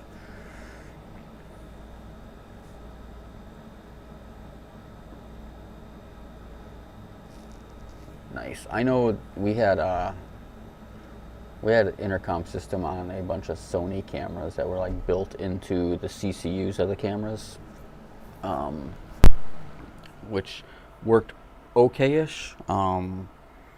Much like everything that gets plugged in and unplugged quite frequently, the 3.5 millimeter jack, which wasn't really 3.5 millimeter, it was a different size that was Sony. So obviously Sony 30 years ago making stuff, 30 plus years, would often get too much wear and tear and would stop working on either a hearing side or a talking side. Those were on, they had CCU M5s. I had a lot of those at one of the studios I was running. And they were tanks and workhorses. That's the other gripe I have about this industry is, much like everything in this day and age, things aren't made to last. We closed our, one of the municipalities had a studio, and we closed that during the pandemic and chose not to reopen it. And then for logistical reasons, they wanted to have all the equipment removed.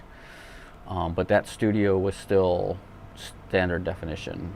3 cameras, had a inscriber graphics system, and a big 48 channel audio board, of which we only ever used like 6 microphones max at the same time. I mean, it was well past. We had a video DA in there. Trying to think of the brand that it was off the top of my head, I can't remember. But when I took it apart, took the casing off of it, it had a manufacture date of 1978, and we were still using it, and it was still functional. It was a video router, BNC, like 1 in, 15 out, or something like that. It was crazy. Investment of your time, certain. See, that's talking over my head. I can't do that kind of stuff, Ignat. I'm too old. Not really, I'm not too old. I'm actually surprised with how much I've gotten into like the minimal Stream Deck stuff that I use, because I get focused on wanting to accomplish something, and then it just kind of happens. Yeah. I know a lot of people in our industry tend to use the Blackmagic line of cameras that can do a lot of that stuff too. I got an old Clearcom system. You have to physically run cables for it, but I have it. I used it on that last sports game that I talked about with my Extreme. And it worked really well. I was able to also put in a program audio feed into it, and the boxes that came with it. You can control your volume level of the program feed separately from your feed from the your actual directing, and it was an AB channel. Duet 8 ISO at work. Use it for in-house video work and meetings. Nice. Was there a specific reason you upgraded from the deck, just because it was available, or were there features? I didn't even do anything with the camera. Damn it. I didn't have 2 hands up for that. I just started doing what it wanted to. I wanted to be integrated. I don't like how it's shifting my light either. It's a little annoying. But yeah, curious on what made you switch from the deck.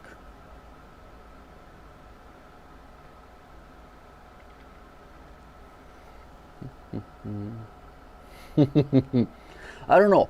How old do you think I am, Paul? Without going back, and I actually don't think my birthday is on Facebook either, so probably can't cheat that way. But I'm curious on how old do you think I am? Oh boy. Well, then you can be an old man too, Ignat. I will also say that claiming to be old has a luxury of nostalgia and experience that comes along with it. I will.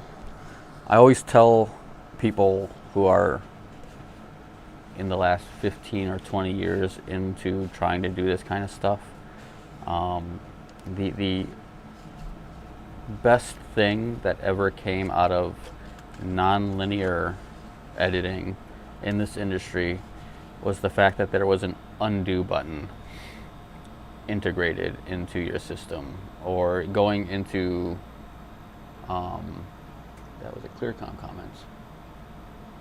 Yeah.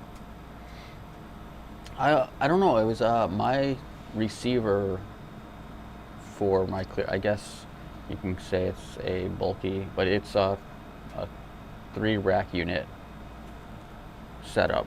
So it wasn't super bulky. I actually set my audio board on top of it.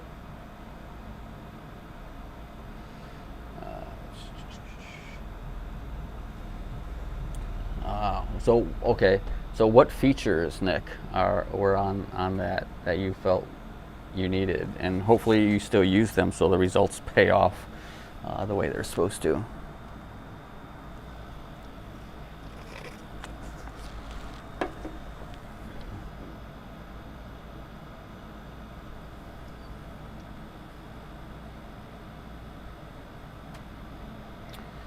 That's fair, Paul.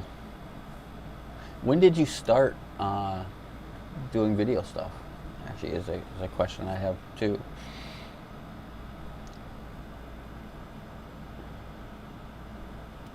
Congratulations, Rick.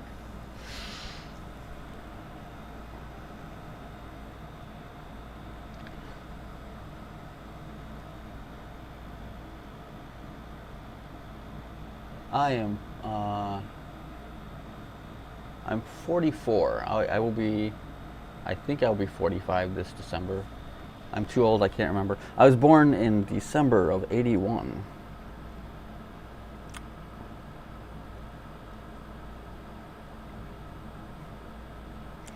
Hey, Rick's going to get a hat. Paul is going to get a hat. I should probably have looked at some of this stuff. And now I have people trying to get me plants for my community garden that I started. Awesome. I'll respond to some of you guys. We'll get your addresses and stuff, and I'll send you guys out some hats.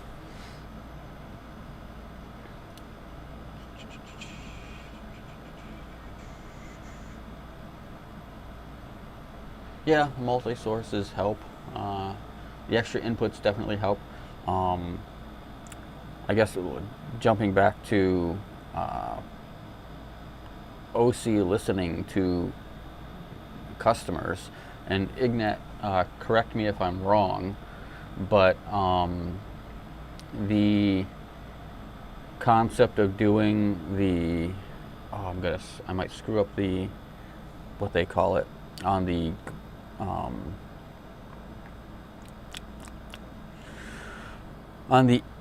Duet 8 ISO, the input modes was something that was an afterthought that they were able to implement that they originally didn't intend on implementing. Am I saying that right, Ignat? Where you can, and they got really clever with it too. It wasn't just like, yeah, we'll just turn them all on. It was, here are options. You can have them HDMI, SDI, HDMI, SDI. You can have them SDI first, HDMI second. But the fact that they give you for HDMI and for SDI, and you're not limited between the two, was definitely like a game changer when they released that, because it wasn't the Duet 8 ISO was not released with that function originally, and I think one of the big reasons I switched to the original Duet was that my cameras that I use are natively SDI, and I prefer SDI. Um, but I don't know, a good chunk of my freelance clients always had a computer or two computers that they wanted to have as inputs on a device. So I always had to carry with HDMI converters. I got a handful of those that are gratefully now sitting in a drawer collecting dust, in case, or decimators. I've got a handful of those now too. That I still crank out my decimators when I needed to do any IMAG stuff, just so you have that end goal, that endpoint control. So if you needed to convert, decimators are probably the ways to go for that. Let's see.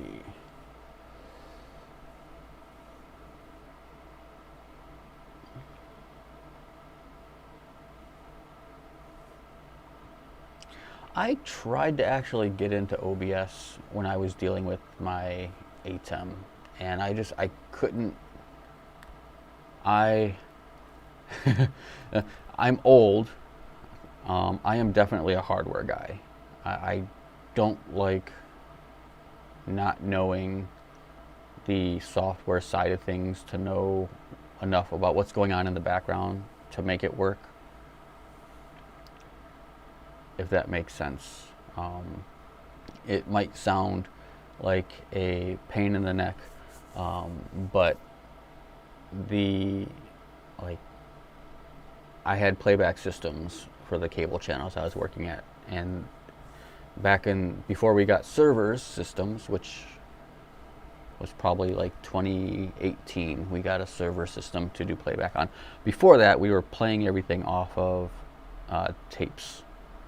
We had 6 towers that were 8-foot towers, and they all had Sony U-matic or SVHS, or we did have some DVD players, and then we had some Sony DV Cam Pro, Sony DV Cam and Panasonic DV Pro cassette players, and we literally had, I think, 40 some decks between those 5 towers.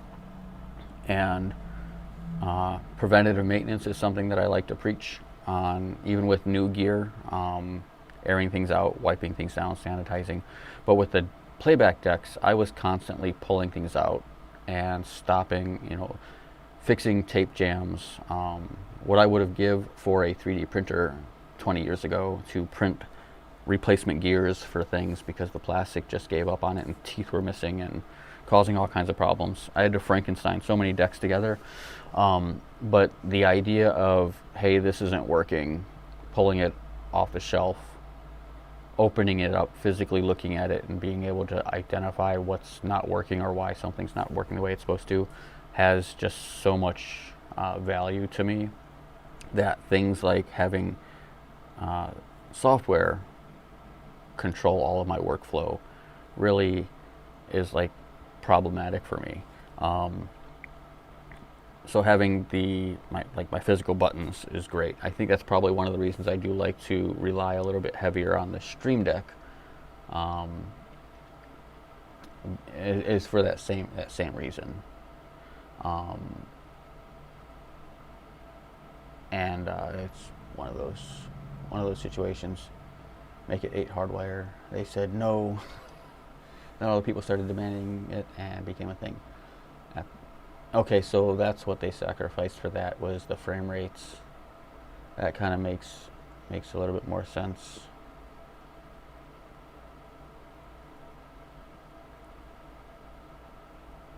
Let's see. Oh goodness, it's nice to know.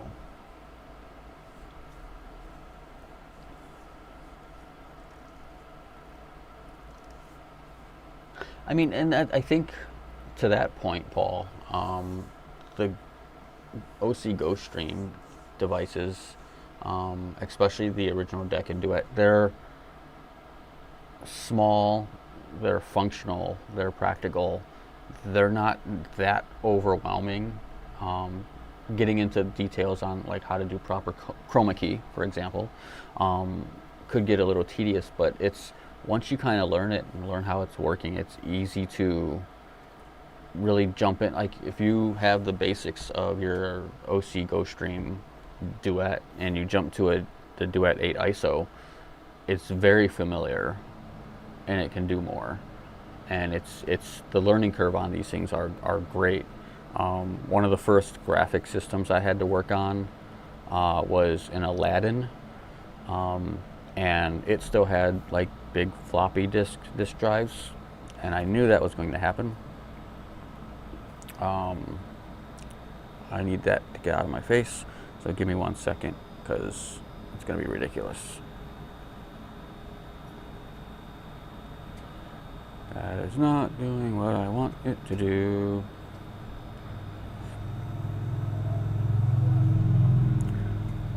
Okay. That is also not what I wanted it to do.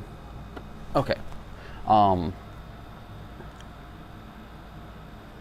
Something that would be cool for the Tiny 2 would be able to like somehow get the control software to also be operational. That would be great. I'll get on Osee for that. Probably not going to happen.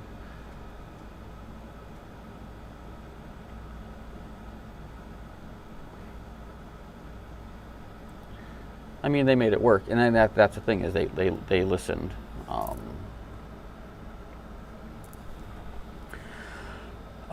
Something I've been trying to want to get Osee to do, and that's actually where that GL iNet Comet device came into play, is I would love to be able to buy 2 Duet 8 ISOs and hook them together remotely over a network, where one would be the like the master, which would actually have all the hookups to it, like at a church or a government building, and then simply plugging in another Duet 8 ISO at home. This is where it would be beneficial to have some sort of internal multi-view return video feed of some sort happening. But it would be great to do remote productions with a GoStream that is essentially working the same way the software control works for it, but having a single device, whether you're in a different room or 3 floors away or somewhere else. It'd be nice to do that kind of connectivity.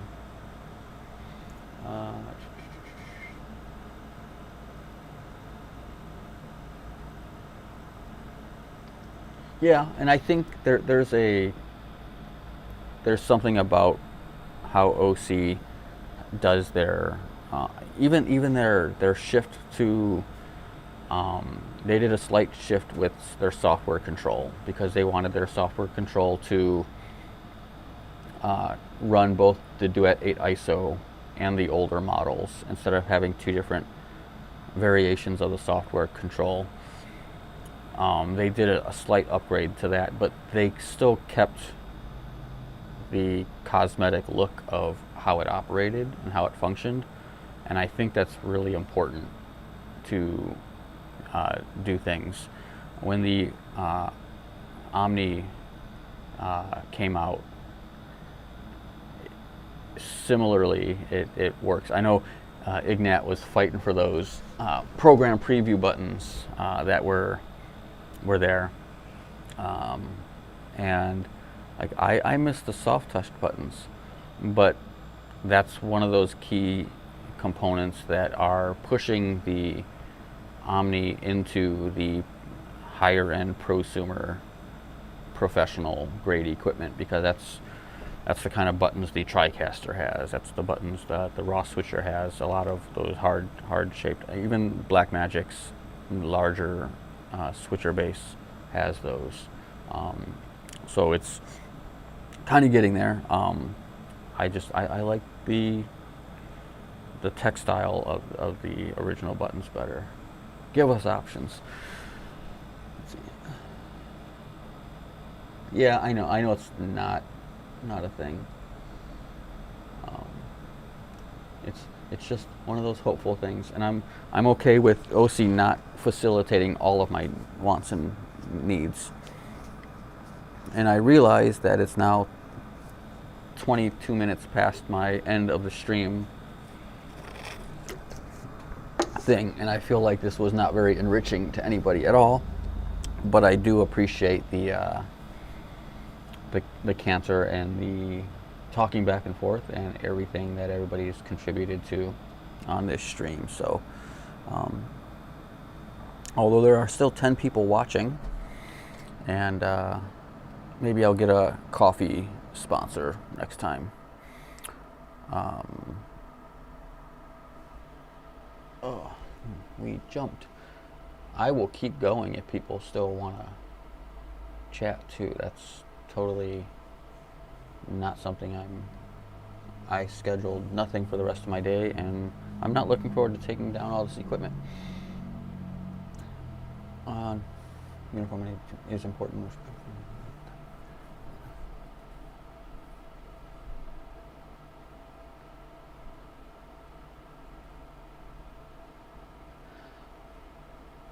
So it's funny because I keep going back. I used to have this. I learned on learned switching in high school on the Panasonic WJV50, and it had, not only did it have the various wipe patterns, but it had a star wipe.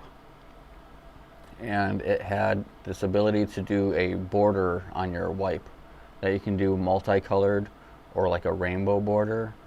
And I think it would be great to, like, for me, nostalgia's sakes, it would be great to have that. It's interesting because another nostalgia thing is the T-bar. And I might have used the T-bar itself on a couple productions where I just wanted this nice duo crossfade of, did a dance recital where someone was doing a ballerina spin or something like that, and I had a close-up of the face and then a wide shot, and the rest of the stage is completely black, and it was a nice 5-second-ish crossfade, which was really cool. But like the T-bar is more nostalgia for me than functionality, but I like it.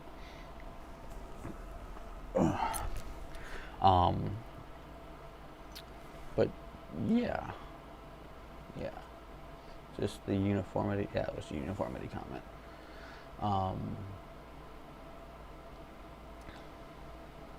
I need to get my hands on a Zoe box. You recommend that a lot for things, and I know very much nothing about it other than it seems to work for a lot of things.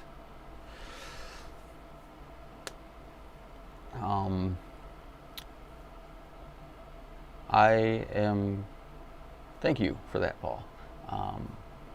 I think I will try to do more of these, probably less elaborate, and maybe it could be a thing where I just dedicate. So my original intention with this isn't how it turned out to be. I was hoping for a lot of questions and then walkthroughs on how to use the equipment and stuff like that. It's okay that it didn't go that way. I think I would still keep my setup similar where I can do those kind of things, but I certainly think I would take a different approach on, like, maybe a topic of the day or something like that, so it's a little bit more focused and less introductory. And I don't know, I feel like I'm having a ranting one-way conversation. Sometimes it's also being driven, but it's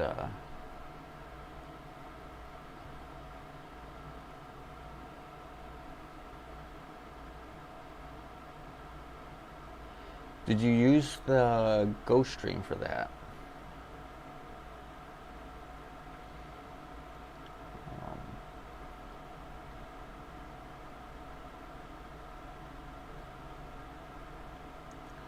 So I can, and other folks, Neil is one who will take it to his grave, I guess, but YouTube is notorious for either muting or canceling streams midstream,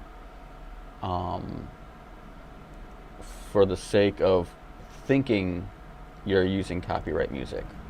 And they don't actually give an explanation all the time into why they do it, and you don't really know that it's being done.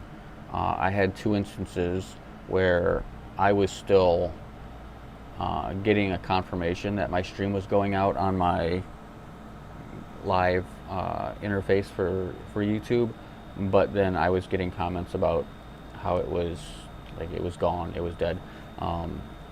Back when they jumped on that bandwagon, I have so many videos. Obviously, there's not a whole lot of videos on my actual YouTube channel because I use my YouTube channel to send unlisted links to clients to look at drafts, because that's how I roll, I guess. But I had so many videos that like YouTube just muted or killed the audio for things that were royalty-free purchased and like argued with documentation, that they just canned them for the sake of because that's what they wanted to do. They muted it because they thought it was. I did a Memorial Day video on Monday, and I uploaded it, and it was all live bands playing, Army, Navy, those music scores, and YouTube slammed it with copyright, and it was live performance. It wasn't even pre-recorded playback files. I maybe give myself credit for capturing audio to the extent and quality that they think it was a pre-recorded thing, but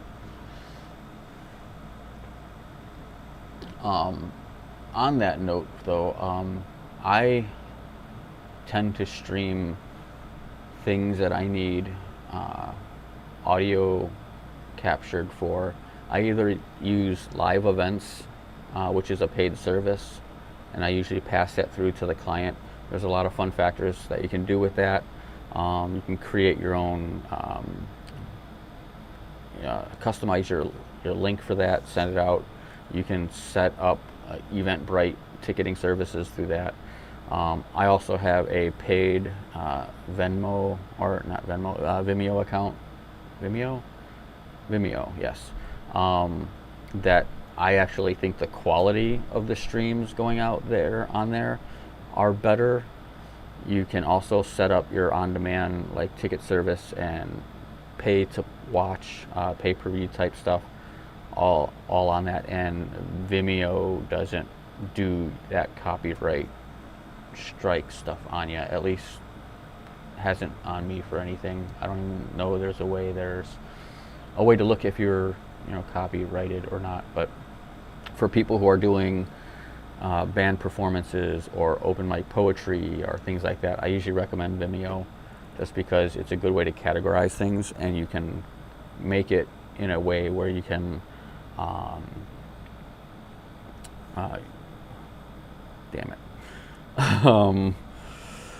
you can set it up in a way to where you can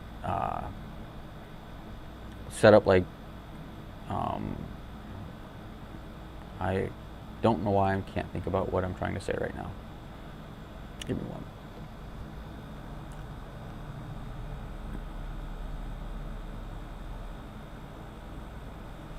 Okay.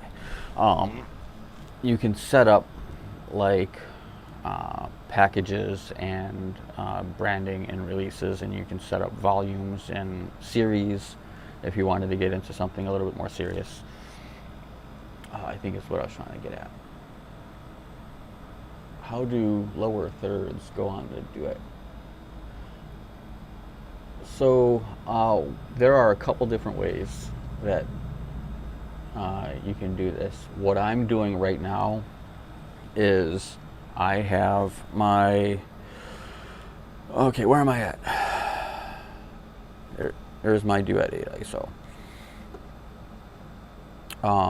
What I have on my menuing system for Is it 5? Is that where I'm at?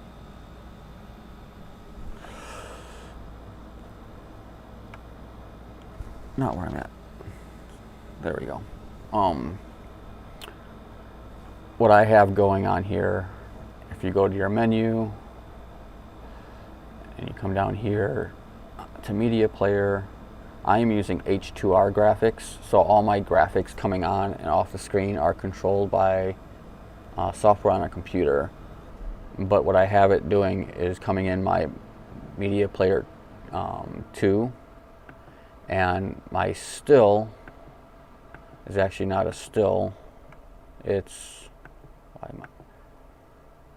on browser. And then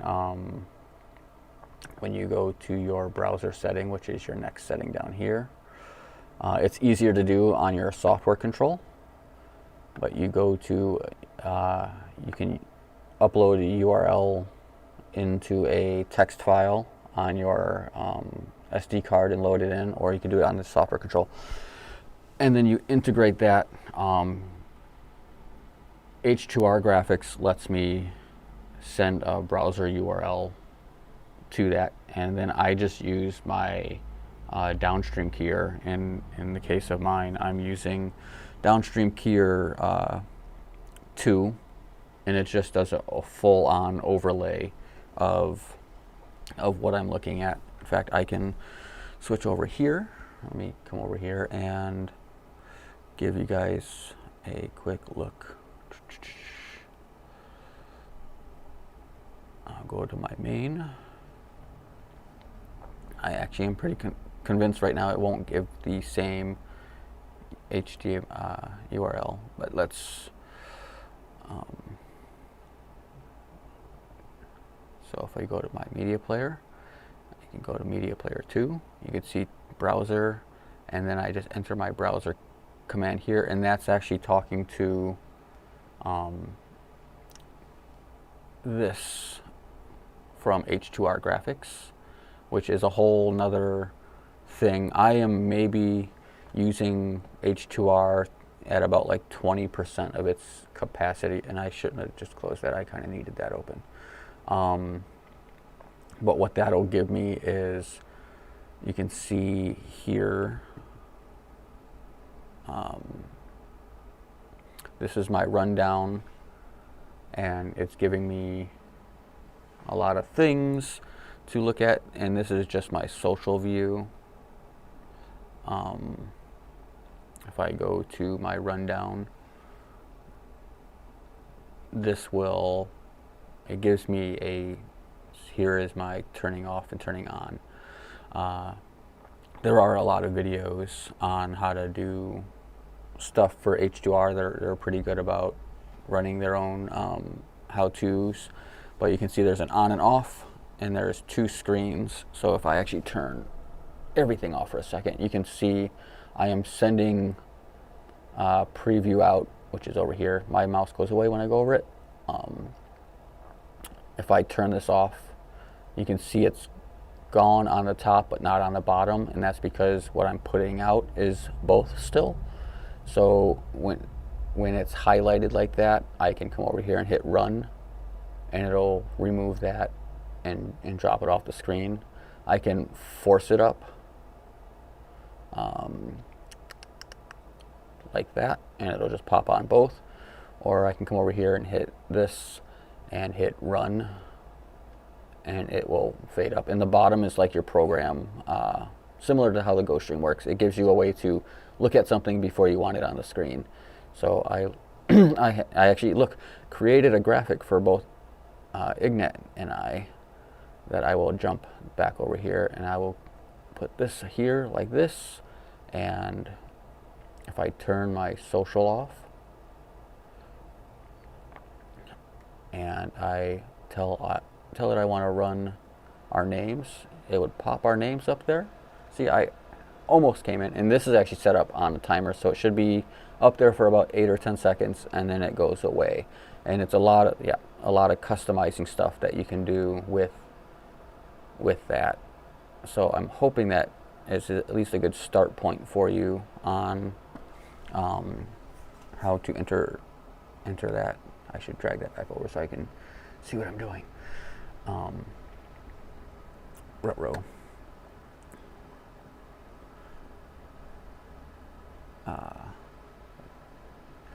Yeah, was that helpful? I hope. Let me come back in here and actually see what's. Holy goodness.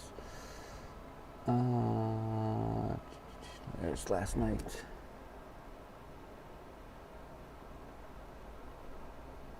Oh, okay. Ignat jumped on his FAQ. I'm sorry, I did not plug his FAQ as much as I should. I should drop that in the description at some point in time. Uno is a good one. I've heard good things about Uno.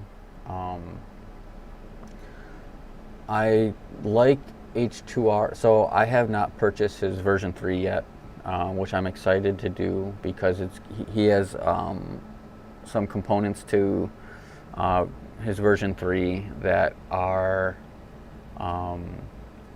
you can do customized. Like this is all like templated, very minimal control over your lower thirds and stuff like that. But I themed it out a little bit the way I wanted it to for this.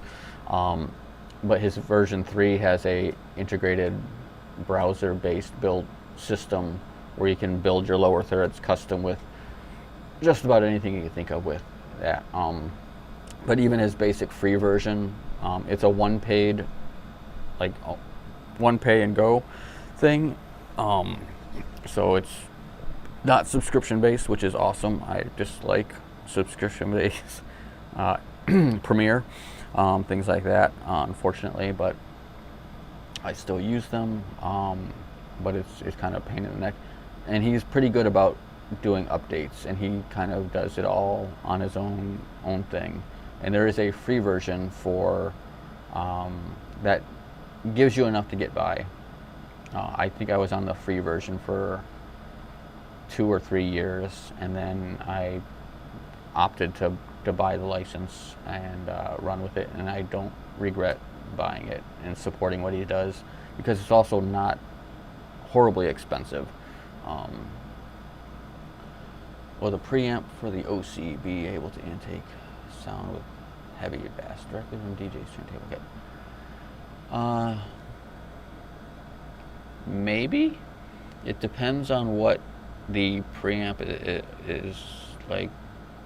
It depends on what's being sent from the DJ's turntable too.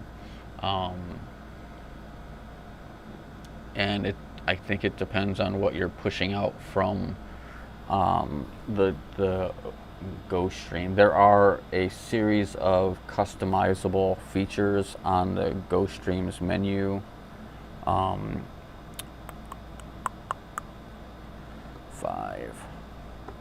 Let's do this. If you go into the menu system for, and I keep hitting the wrong one. If you go into the menu system, I'm going to take a question down, and you go to audio mixer, you do have a plethora of inputs and noise cuts, compressors, limiters, equalizers, stuff like that to customize and play with, which may or may not affect your bass that you're pushing through. But I have never tried to do what you're asking about, unfortunately.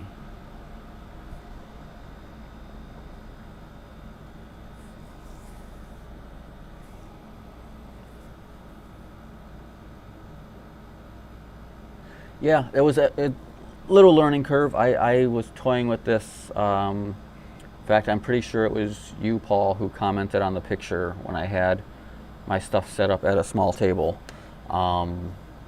about this live stream, that I was toying with how to make that work. And it was actually pretty easy. You take, can I open his?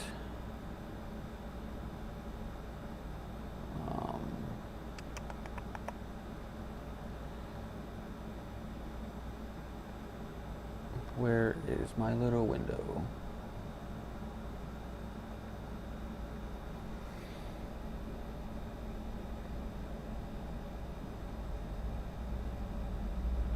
I can't remember how to get that component up. So that window that I closed, oh boy, that bugs me. Again, still.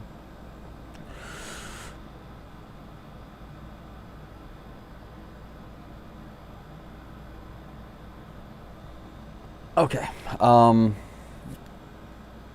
There was a little window that I closed that lets you take the stream ID for the chat that you're actually streaming, and it lets you feed that into this social window, and it's I think it could be laid out a little bit better, but I'm also not complaining because it worked really well, obviously, and it pulls the user's YouTube channel name and I guess ID icon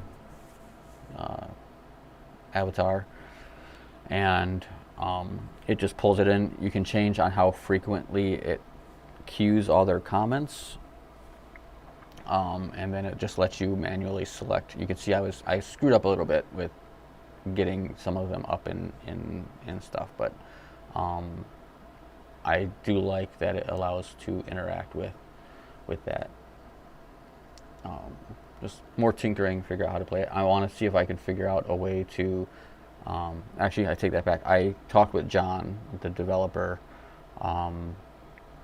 He's working on companion modules upgrades for H2R graphics, because it is something that you can use with the Stream Deck to advance and change which comments is popping up on the screen when it's coming up on the screen.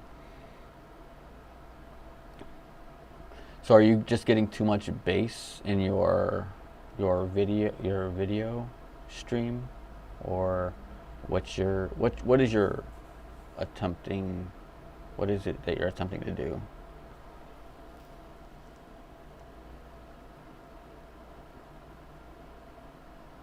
Pre-recorded playback to online and front of house video simultaneously. So there is and if Ignet can jump on, if he's still on, and throw up your stats for requirements, because I know audio is a thing,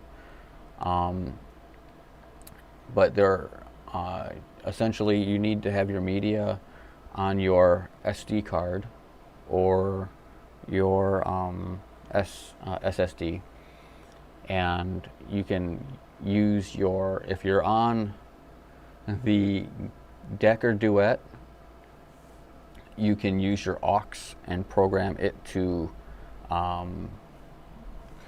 actually Soul on Fire. If you can send me which device you have, I will kind of do a little walkie-through-y type thing for you on that, because depending on the Duet 8 or the Duet Deck, there's a little bit of a difference in how you populate it. But essentially you put your media on your SD card on the device, as long as it's formatted the way it's supposed to be formatted for your audio.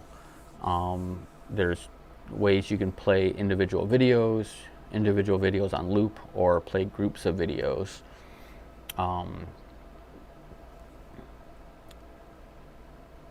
And you can just use if your device is connected to front of house, back of house,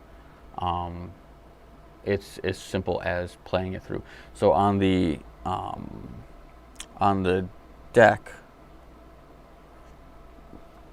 you will essentially tell your aux button in the software that you want that to be your video, and that's actually something I think I'll set up on the next video, is having media to play back on.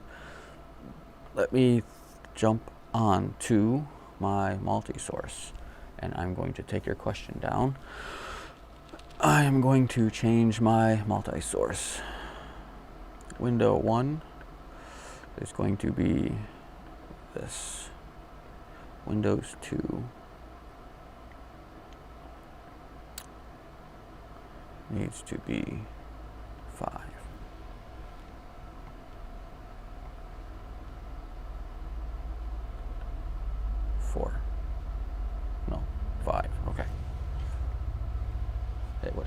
I turned that off, I guess. And that off. Okay. So, if I walk through here,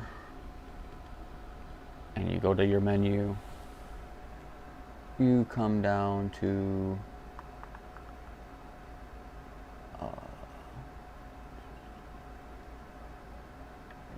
settings. Take that off real quick.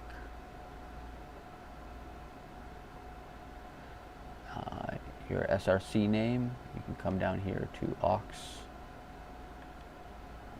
That's just changing the name. I apologize. That is not far down enough. Whether you want meters or not. Program. Ooh, that's not good.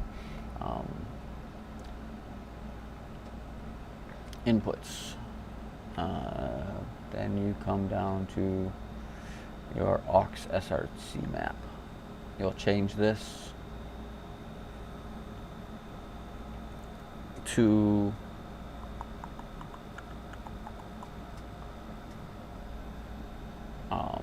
you'll change this to player, and then that will turn your aux button into your player.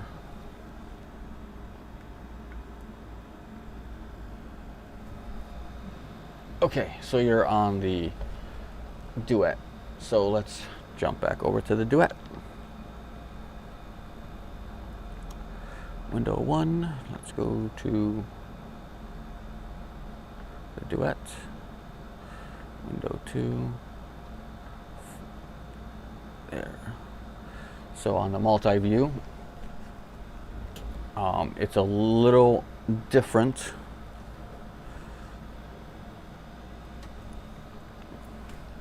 If we go into your menu,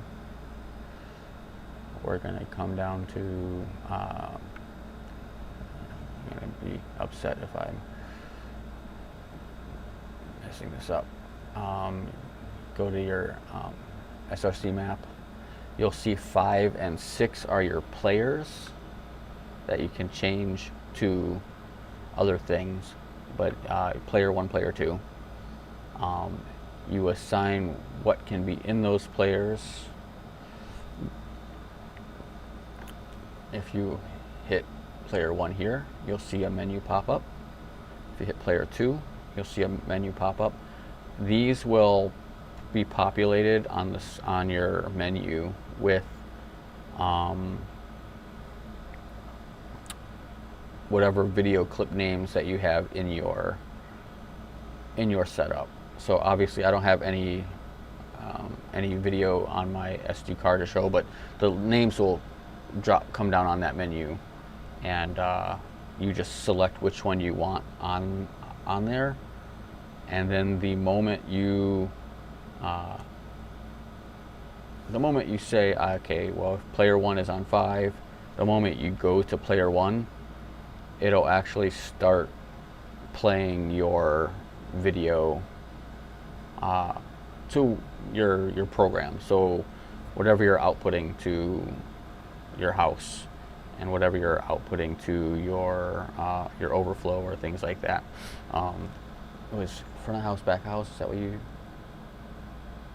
Front of house and online. So yeah, it's as long as it's on your program, and that's what you're sending out to your house, it should work both ways. If you wanted to have separate controls on that, you could use your front of house as HDMI 1 or 2, and that's on the back. I'm sorry, HDMI 2 or your SDI 1. And I would probably recommend putting your front of house stuff on your SDI line out, and then you could use these buttons to route outputs 1 and 2. So you'd be on 1, and you can just say you want your input 6 to go out on 1. That'll play just that input on that video out to your player out, and then you can do the same thing for your output. 2, which is the HDMI output, and you can tell it either you want program.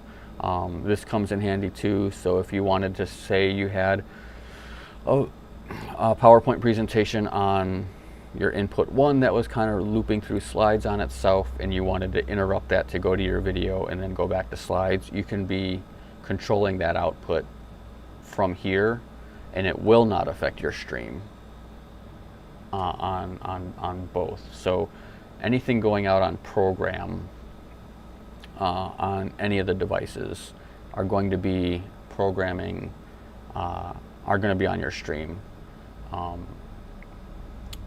The Omni that's coming out will have the ability to route your stream based on these buttons too. I don't know if I can come up with a use case that is valuable where you don't want your streamers to see everything, what's going on program wise, but that could be a thing. I hope that answered your question. If that didn't answer your question, hit me back up with some more details and I'll try to go over that again.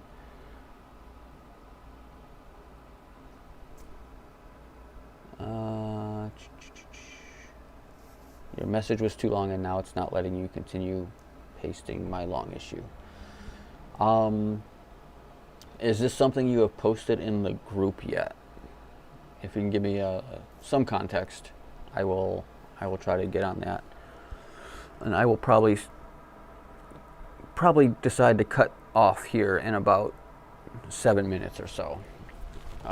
And then we'll just do it again. You can like and follow the channel and get notifications, and we'll set up another one of these to do this and do it again. I do intend on doing some more of these and asking for feedback in our Facebook groups too. Let's play back through front of the house sound. Oh, you're wanting the sound. So this gets complicated. And the GoStream itself, though it has sound, this is where Ignat and I might wrestle. No, I think we'll be fine. Part of the issue is the GoStreams aren't designed to output anything other than program sound. You can try taking sound out from your headphone jack into a mixer. However, I will just throw this out there for you. Right off the bat, I have tried this with my original GoStream Deck that I have, and I was not paying attention, and I plugged my headphone jack out into a device that was also set to facilitate phantom power, and it burnt out my headphone jack. So you want to be careful about that, because essentially I have no headphone jack on that GoStream Deck anymore. It just doesn't work. I am not going to take it apart and try to replace it or anything like that, because it's something that's super subtle. But I learned the hard way not to do that and to triple check what you're doing with that. What I usually do is, for something like that, I will bypass most of my sound to the GoStream first, and then have a track back. I have a device. I think I might actually do one of these streams where I bring all my I have a tower of equipment cases that are like my oh shit cases.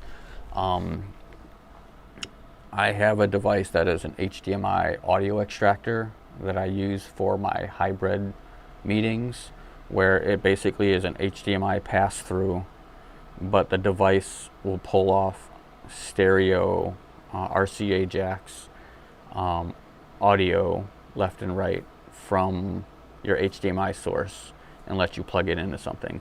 And what I use that for is going from a computer for a Zoom call so I can still have the Zoom program content on the computer, and then I have that going into the RCA jacks going into my sound mixer, usually converted to a phono, and then I have those on a sub or a mix minus out to house sound. So essentially that Zoom call is coming in, going to the production and the program to be recorded and streamed, but also simultaneously going out to a separate output that is either to speakers in a venue or a house sound system. So I'm able to not get that weird looping audio echo thing that happens. So I try to get all my audio production done separately before it hits the GoStream. You'll notice that on most of my, on all my audio sources on the device itself that I have set up is the only thing I have turned on is my mic, and it's a direct. I'm not running through an audio board or anything specifically here, but all of my cameras have audio turned on. They're coming in, I can see my meters bouncing, but I'm not actually recording those. It's recording on ISO for the sake of the way ISO is supposed to function, but I'm not mixing any of that stuff in. And if I had a need for that kind of thing, I usually just bring in a separate sound mixer, and I do all of my ins and outs and what I need to send from that sound mixer, and I treat my GoStream as one of my final destination points, not something that needs to send sound back out to something.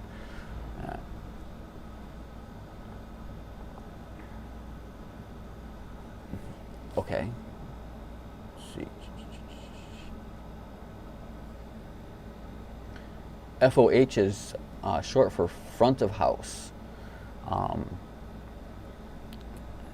It's like quasi venue speak. So generally when you're setting up a production, if you're working, there's front of house, back of house. Back of house also usually refers to behind the house. So there's, ironically enough, there we go. He's front of house. There are situations where the terms are used interchangeably. There's a company I work for in Chicago that our front of house is actually behind, is backstage, and our back of house is usually within the venue function social space, and that's where our lighting and our sound guys are at, because they have like a direct line of sight to the stage and what's going on. And back of house is usually where, front of house is usually where they have their video team. So we're running the IMAG screens, we're running PowerPoint presentations, we are running video playback.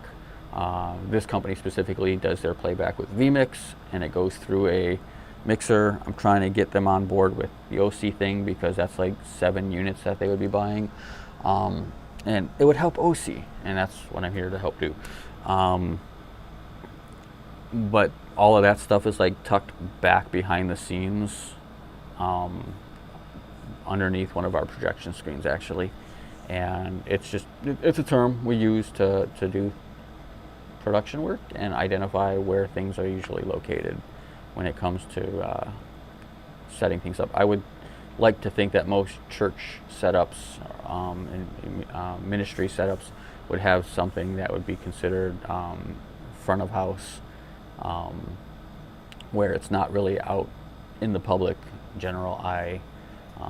Usually there's I've seen a lot of different things that were set up. I've seen glass windows, I've seen separate walls, I've seen them set up in a closet space. It's essentially where a lot of your gear is, but usually it's something that you also want to have that's slightly secure for general public consumptions. You're welcome. So, Soul on Fire, what kind of production work do you use your equipment for?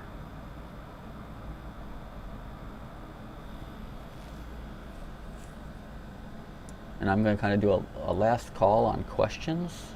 If there's anything people want to chime in at or give feedback for. Thankfully, I'm not in a setting where you guys can throw rotting fruit at me, because I think a couple of you guys would have a handful of stuff to toss at me. But I do appreciate the opportunity to talk at you guys, and I guess step out of my comfort zone a little bit and yeah, make this work. So I will give it about 60 seconds or so, and then I will see you guys on the next one. And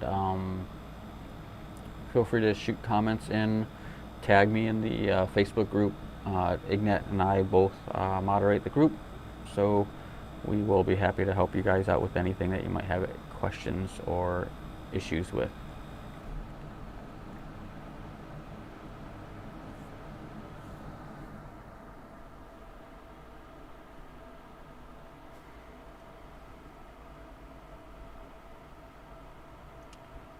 Take that off.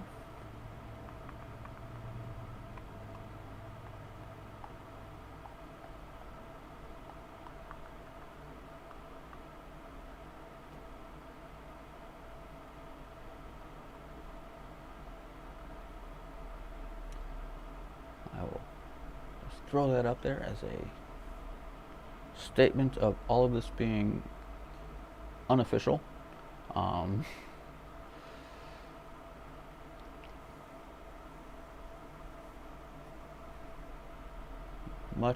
Much thanks to you too, Paul. I appreciate your indulging me. I'm sure you probably didn't necessarily learn much from this, but you are up there. I would classify you as a power user of the GoStream unit as well. So it is just happy to have a community to talk with, as opposed to talk at and talk to, because we are all different branches of experience in life and industry, and it's nice to have a GoStream product to kind of rope everybody together and figure things out. So on that note, I am going to see most of you guys later, and we'll see you guys in the group.